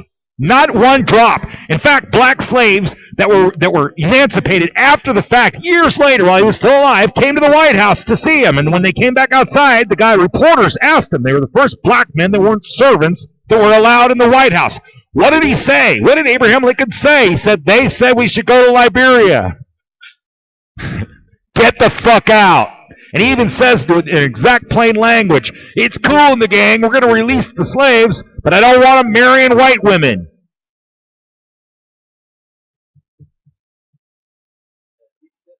Fuck yeah, he said he's not going to repeal the law saying it's illegal. Now, I'm not saying that's a good thing or bad thing, but stop raising them up on this pedal like you cared about the slaves so much. And I'll tell you something else. The slaves that were emancipated, the Negroes, I don't have to say Negro, I don't know what to say. African American. If you're African American, go home to Africa. I'm talking about the American Americans. The American slaves that were emancipated had so much more freedom for about a little less than 20 years, and then that changed. Then you got Jim Crow laws and all that. They tightened the screws right back down on them. They became sharecropper slaves. So we abolished slavery. And now everybody has a social security number, and it's so bad, even the women have to work. They were supposed to be able to stay home and take care of children. Oh, rockets and massages! I guess. Now, women were supposed to take care of children and their husband, take care of their family, raise their family, teach their daughters how to cook, teach their daughters how to sew. Now they need to learn how to run a computer, and they need to be able to fight in combat, and they need equal rights and all these other things. But if you go ahead, nobody knows about the past. Hell, I've told you guys in this fucking show right now, I bet I've given you 200 things you didn't know about in the past. Okay, all this feminism shit, it's forgetting the past. Women were physically weaker than men. And the world is natural. Now, the whole God thing made everybody feel special. But there's nothing in nature, nothing, that's fair. Nothing. And human beings are designed with males and females. Homosexuality is a parasite of those two. Now, at one time we were so barbarous that there were alpha males with good genes and his harem, and the retarded ones, and the hair-lipped ones, and the blind ones, and the deformed ones, and the sickly ones, and the psychopaths that couldn't get along. They died, and they didn't pass their genes on. And so that's why people were so fucking smart way back when. Because the intelligent people had children, and because they were intelligent, they kept them alive, and then they had kids, and all the dumbasses died. But now we have sheltering. Once we were able to invent a device that could go in your hand and equalize the physical threat, now all of a sudden women are equal again. We're back to Lilith.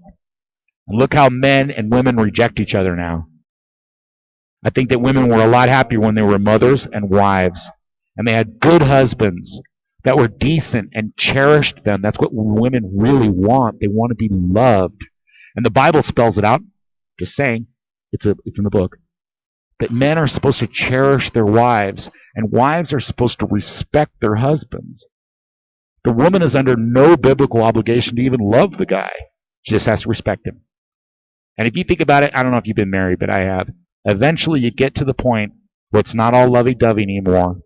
When you're just sitting on the porch being together, and you're a husband, really, all you want your wife to do is respect you. Shit. So you don't have to be all lovey-dovey. That can go away, and we're just fine for men. But for women, they want to be cherished. They want to be loved. They can even be disrespected as long as you love them. That's the key to a woman's heart, is to cherish her and think she's special. And I think that our society has been intentionally, purposely degraded and destroyed and gone against these values primarily because of some turn-of-the-century Jewish, Marxist, communist, fascist New World Order. That's the order. That's how he went. And until this world and this society gets back to a patriarchal society, unfortunately, I think we're going to have problems. And I think when you see, if there is a revolution, it'll be conservative values that are fighting. The Free American Army will be conservatives, and the Assad government, Obama, will be the libtards, and the military pieces of shit that don't even recognize their own country's going down the toilet. And I think that the conservatives, the Free American Army, they're going to want to go back to conservative values. Too much fucking divorce. You know what? You're married. Work it out. How many kids you got? 3. You're not allowed to get a divorce. Is he beating you? Yes, he's beating me. Get some men over there and beat him.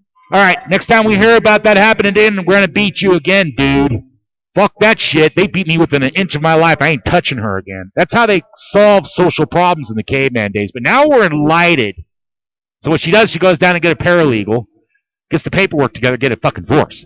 And I'm going to get child support out of you. Who's behind all that? Who makes money on that? Let me think. Probably bankers in the end. And men are disposable. Once again, back in the caveman days, it took like 10 copulations just to maybe get a chance to fertilize an egg. You know, and only 1 male out of 10 might actually be able to successfully copulate. Men are disposable. Men are not supposed to live so long. You're supposed to have some kids, raise them to adulthood, and die. You're not supposed to live to be 80 years old. But now sex has no meaning. It's not to have children. It's to mutually masturbate. Sex has no purpose other than having children beyond pleasure. And look at our society, how decadent and pornographic out we are. Why do 2 40-year-olds with raised children have sex? Really? What's the purpose of sex? You know, I see young girls, okay? They're young, super young, 20-something. You know, youth is way so young. And I'm watching them party on some video or something, you know. They're at, whoa, whipping it up, and they grab some guy out of the crowd and start kissing him. You know, back in the day, you get pregnant. You usually have to marry the guy, too, you know. You got pregnant by some guy at the party. But see, back in the day, women were more exclusive. They didn't give the pussy up so easy. Because they might have a kid with the guy and have to marry him. So they keep their legs closed, and they look for a genetically fit male who can provide for them. And in the caveman days, that meant meat, or sustenance, or a trade, or a skill, or a craft, which leads to responsibility and family and tradition. And next thing you know, a tribe turns into a nation. It's the basis of civilization. If you want to have women, gays, men, everyone running around all equal, pretty soon we're all going to be brown. And no one will be exciting. No one will write any novels. No one will write any new music, unless they're black. Nobody will come up with anything new. It's the guys that think out of the box. It's the hyperactive kids that think different. He can't sit down and sit still and get a college education. Well, most colleges are a bunch of leftists. Do we need to go into the history of that? How the leftists and the communists, which is a version of Jewish influence, have taken over this goddamn country's colleges. Is that a plan? Yes, it's a plan. It's completely spelled out in the Articles of Zionism by Weishaupt. You penetrate the colleges. You penetrate the media. You try to get interracial marriages. You promote homosexuality. You promote feminism. And why are we doing this? Are we getting a kick off it? No. It's because we're trying to infiltrate this country that's based on God-given rights and freedoms. And we don't like that. We're communists. We're collective. We want it fair. We want it fair for everybody, which is really just a bunch of propaganda. What they really want is a central collective. And in the end of the road will be the New World Order. And who is in charge of the New World Order? Well, according to everyone's fucking Bible, Quran, and Talmud, it's the Jews. Ask them. They're supposed to reign over us like slaves. And if you're white, sorry, that's not Jew. To a Jew, a white person is as bad as anything else. You're thrown in with Mexicans, black people, whatever. If you're prejudiced, if you're a Jew, you're either a Jew or not a Jew. And then even that is suspect. Some people are Jews because they said so. Once again, I go back to it's not really Jews. It's Zionists. It just happens to be most Zionists are Jewish. But there are Catholic Jews. There are leaders of Iran that are Jews. That are dudes that look extremely Arabic running Saudi Arabia that are Jews.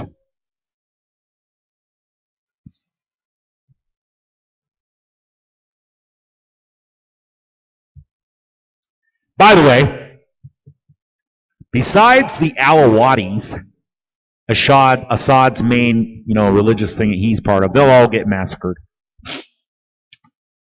Mystery, who else, what other ethnic group will be wiped off the face of the earth in Syria if the freedom fighters win?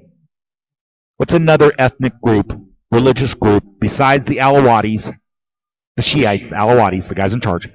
Can we name another ethnic group that will be wiped out, massacred? The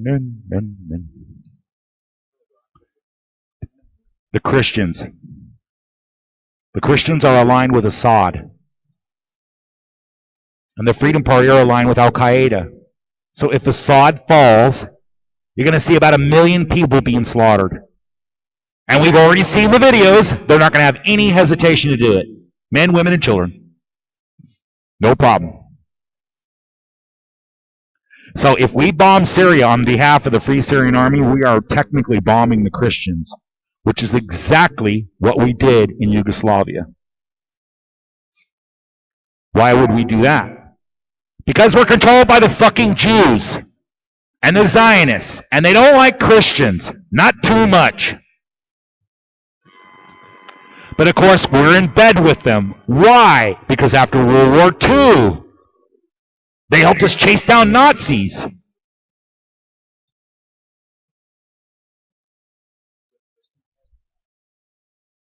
And then they set up all the banks.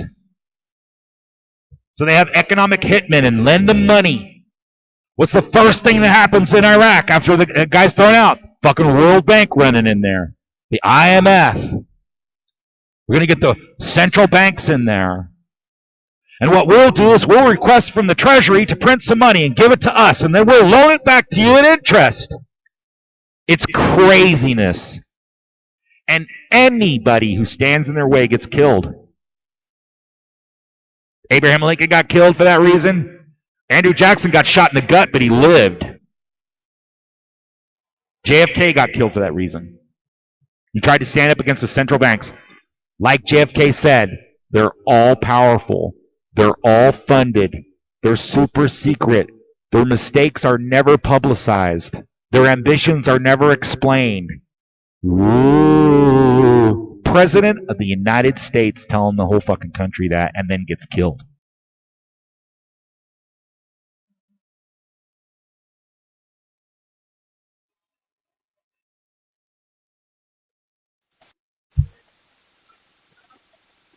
So there's an explanation of everything. Based on my calculation, Nibiru, this other planet, it's on some sort of elliptical orbit that is beyond currently scientifically recognized. After all, Pluto doesn't exist anymore, right? We mix it up. We move it around. We change it around. We change stuff. We figure out stuff. But wait a minute. Ah, shit. That's not a boat going across the sky. That's the fucking moon. Oh, wait a minute. We're part of the galaxy. Oh, shit. We revolve around the sun. We keep learning and learning about astronomy. We're so smart about astronomy. We got these goddamn ancient guys putting up astronomy on the goddamn building. Once again, the Sumerians. What do they have all in their shit? Orion. Orion is everywhere. Orion. Isis. So you get the Sumerians, the Babylonians, got the Egyptians. They're all centered around Orion. You see Orion, the star pattern, in all kinds of their architecture and shit. The way the fucking pyramids are laid out. Who built them motherfucking things? We can't do it. So who did it? Probably an advanced civilization of giants. But there's tons of archaeological evidence of flying machines. Of giants, flying machines, dragons. You know, the Christians say that the dinosaurs existed at the same time as human beings. And people laugh at that. I always laugh at that, how stupid that is. But yet Marco Polo wrote in his writings seeing dragons. You know, the way animals are, they wash up on the shore all the time. They never seen them before. Or it was long extinct or something. There probably were dinosaurs around at the same time. Where all these dragon myths came from. There were fucking dinosaurs still alive. Why not? Fuck yeah, why not?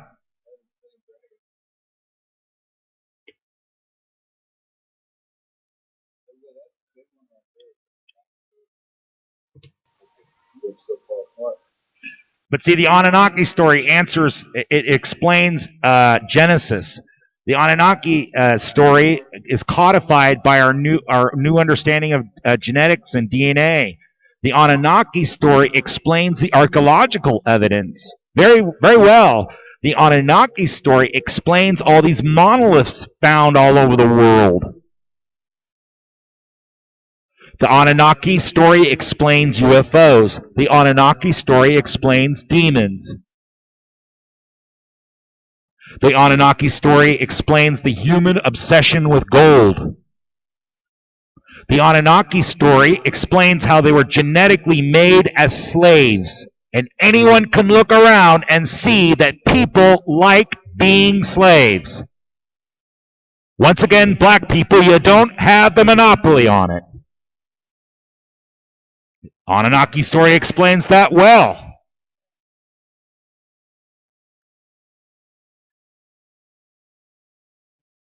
I mean, there's goddamn pyramids all over the planet. Big giant fucking pyramids. I don't know how we built it. Pulleys and levers. No, dude. We don't know what the fuck it did. We don't know what it does. You know, take your cell phone right now and bury it in the sand. What's it going to look like in 1,000 years? A fucking glob. Yeah, you write your story down on a really nice book and put it in a capsule and bury it in the ground. 2,000 years from now, it's a fucking dust pad. But I'll tell you what. You take a little delicate clay tablet and you write your shit on there and put it in a little hole in the wall and block that off. 2,000 years later, you pull it out. It's a really hard clay tablet that they can read. So what's better, a clay tablet or paper? It depends on if you want the shit to last 1,000 years. Goddamn Mona Lisa's falling apart. Let's say there's a nuclear war. Let's say that 1,000 people survive out of the whole planet. The world's all fucked up, it's all polluted, all this other shit. Now, when you get into radioactivity, that shit can last 1,000,000 years. But you know what? In Earth time, there'll be some civilization 2,000 years from now talking shit about the Anunnaki. You know, you look on the goddamn pyramids, there's little things of light bulbs that are connected by a wire that looks like a battery. But we don't have those anymore. They're gone. But we have something similar. So 1,000 years from now, 20 million years from now, Earth ain't going nowhere. There's nothing in nature that jives with human beings' experience of their reality. Nature's just indifferent. It has no preference. It's who can procreate and have children who have children. That's the ones that make it. So 2,000 years from now, all our houses and our cars and our rubber tires and the pavement, all that shit will be gone. Kind of like the Planet of the Apes, you know? The fucking Statue of Liberty was sticking up out of the sand. So 2,000 years later, that was the first thing that Charlton Heston's character saw that tipped him off. It was Earth. Totally possible. Look at a dust town, a ghost town. Look how quickly the weeds take over and shit. Pretty soon the buildings all fall down. Multiply that times 100. You can go around this United States. There's all kinds of cities that are completely, look at Detroit, completely gone. Just gone, leveled. They fell completely apart, and then the grass grew. And, I mean, look how many civilizations. You had the Navajo running around, and here's these fucking cliff-dwelling houses that are empty. All our ancestors built that. Bullshit! You guys live in little mud huts. Your technology isn't even near as good as that. You're not even related. But those guys are mysteriously gone. The Incas, the Mayas, mysteriously gone. All that's left is the goddamn giant stones. Not their little delicate writing tools. Not the little pieces of paper and the pieces of fur and the little tiny pieces of jewelry that melt down easily. You know, not people's sentiments and their stories and their memories and their traditions and their science and all those things. They turn into rust and disappear, man. And then we're sitting around going, well, they have a calendar, and it ends on December 20th, 2012. Oh, shit.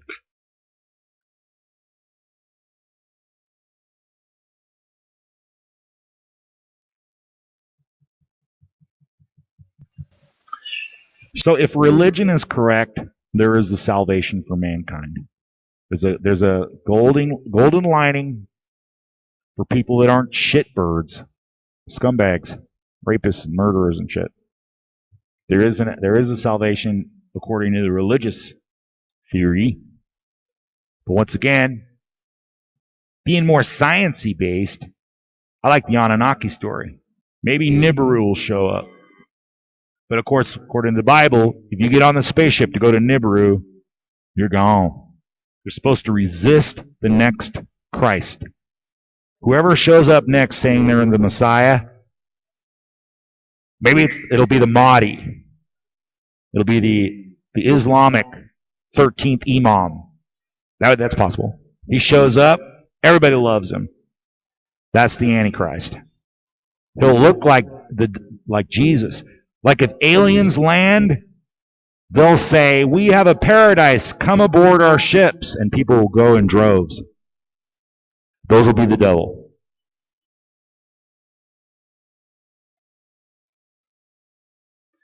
You know, we could have been born back in the 1300s, 1400s. A whole 100 years could go by with absolutely no progress. Everything's the same. Technology's the same. In fact, your father needed to teach you his skills exactly. No change for you to get by. Nowadays, your father can't teach you anything because everything's based on change. But just for say, though, you could have lived back in 1300s. There wouldn't have been any change in your lifetime, your father's lifetime, your grandfather's lifetime. If you were under tyranny, king or something was evil, you're looking at your whole lifetime. But because of the way things are, if you find yourself getting depressed, if you find yourself being hopeless, just remember they got the X factor. God did not destroy chaos. He separated it from order. So chaos is still there. There's still an X factor. They call it God's will. You have God's will. He's telling you exactly what's supposed to happen. But then there's free choice. There's the green spaces on the roulette wheel, not just black and red. You can't just bet on odd or even. You have to take into account that there's, 2 green spots? So there is an X factor, fortunately. And we are seeing an explosion in technology. And the internet has changed things so much. Once again, government funded, government sponsored, government started. The spooky guys invented this shit. The ones that are going to make the evil killer robots are the same guys that invented the internet. It's probably the same department down there in the fucking caves. We are about to see a dramatic shift. We are about to see a cathartic moment. We're going to have a paradigm shift. It's exciting. It's like the invention of the printing press or something. There's a very strong chance that if it goes the right way, we may have a renaissance like we've never seen before. We might have new human freedom enabled with technology to overcome. Any engineer will tell you, give me a problem, give me some time, I'll work it out. Engineers need to get on problems and stop worrying about weapons. And with the social media and the internet and the interconnectiveness of having some rice farmer in China with a fucking iPhone that can talk to Rocket over here in the Southwest, everyone's connected. Everybody's friends. Everybody likes. People are all watching, there's tons of YouTube in Syrian. There's tons of YouTube in Italian. There's American YouTube, English YouTube, YouTube. Everybody's watching. Peter Gabriel, before he died, a project he was working on was, using his wealth, was distributing video cameras around the world. As many as he could. He wanted to get out thousands of video cameras because he believed with the advent of the video camera, atrocities would be captured on film and the world would see it. Now, he died before the internet really took off. But everybody's got a fucking camera on their phone. And so it's hard to hide tyranny. It's all based on deception. War is all based on deception. Everything we know is a lie. But thank goodness we have people like yourself and like myself and small little patriot radio stations that even if I'm wrong, at least I'm willing to not be PC. I'm not being guided by a sponsor. I'm telling you what I really think. And I have sometimes some wonderful bouts of genius in my analysis. Running my own life, I'm a wreck. But if you ask me about yours, I can usually tell you the truth. And I believe that the alternate media and the social networking, human beings interconnecting, is really our only hope. And it's exciting because it very may well happen. Especially, you have two choices. We either have some kind of good future, or we have a new world order future. And for us little guys that are listening to my radio show, I hope for the former. This is Rocket from the Rocket Radio Show. We're going to take a break.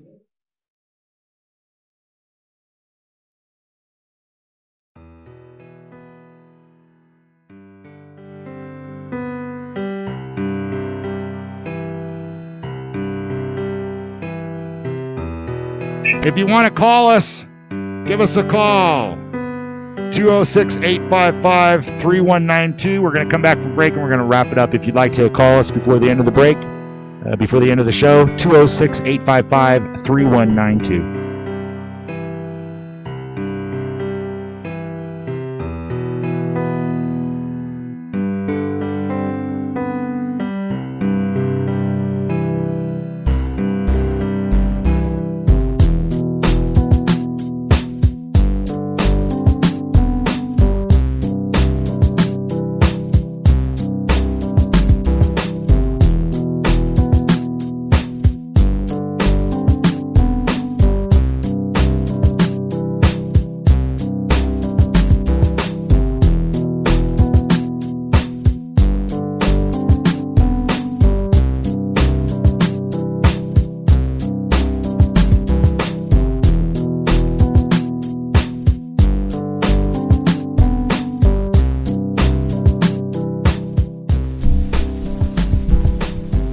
Once again, this is your host, Rocket from the Rocket Radio Show, and we've had the privilege and the honor to have Mystery as the co-host tonight. Thank you so much, Mystery. And I also want to thank you for posting your shows too. Although I want to admonish you to stop erasing them, because a couple times I haven't had a chance to finish them. So stop erasing your shows, brother.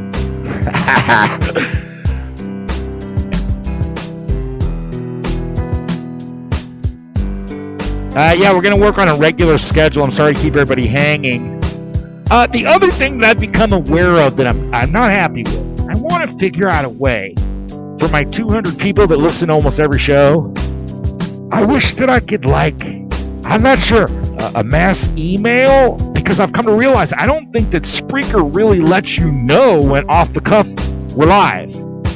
It'll let you know that we posted a recording, but I'm not sure you're getting notices to say, hey, we're fucking live right now. I don't know. Kind of intrusive. Maybe an email list. We'll send you out an email. We'll be on tonight at 6. I mean, I don't know. How do we have some early warning protection other than making everyone a slave to some time clock? You know, every night at 8 o'clock, it gets hard on you. I got a life. So do you. But we're going to work on that, ladies and gentlemen. We're going to work on that.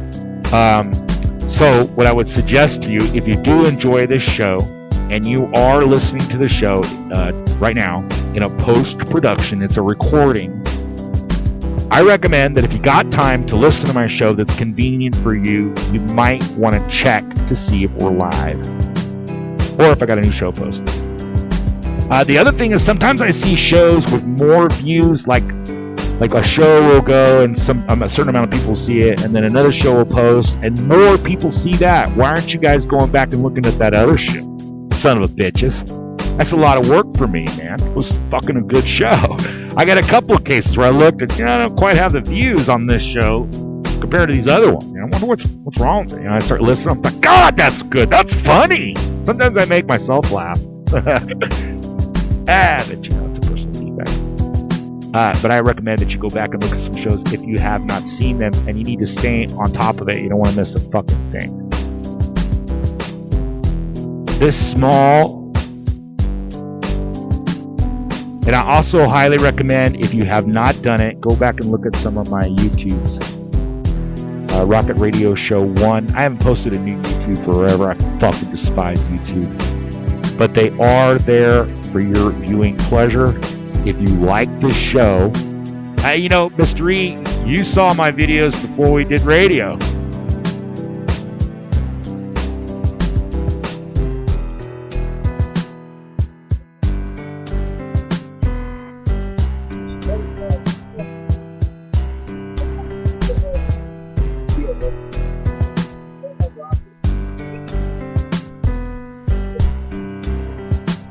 I look at it now.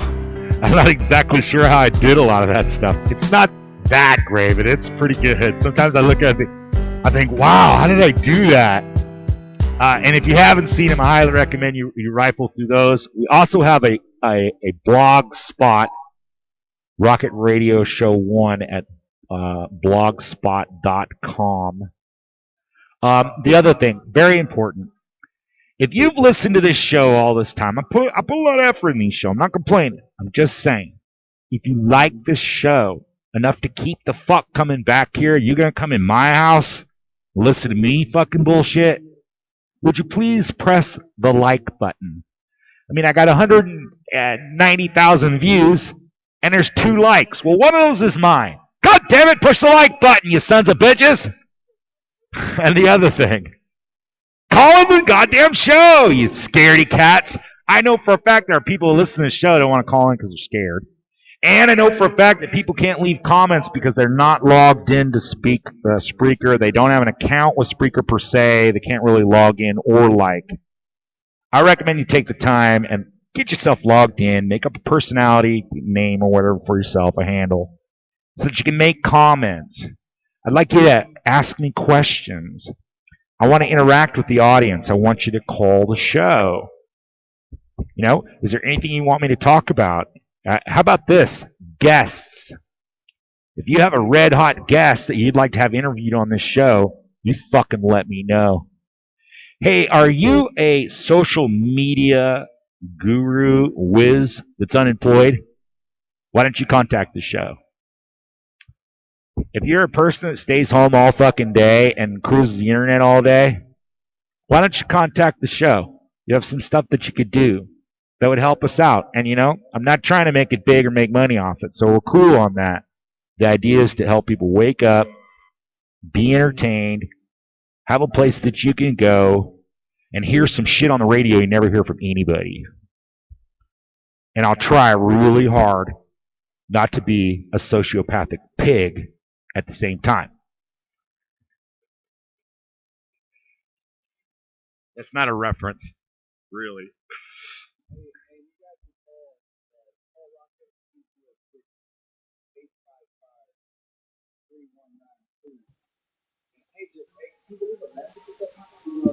I'm pretty sure you can. I'm pretty sure you can leave a message. If you need to leave me a message, just put it in comments. Just put something subtle in there and let me know. And we can work it out. You can even call me on the off hours when we're not broadcasting if you want to talk to me about something. All right, you're welcome to call. We're going to wrap it up. Good night, everybody, and we'll see you tomorrow.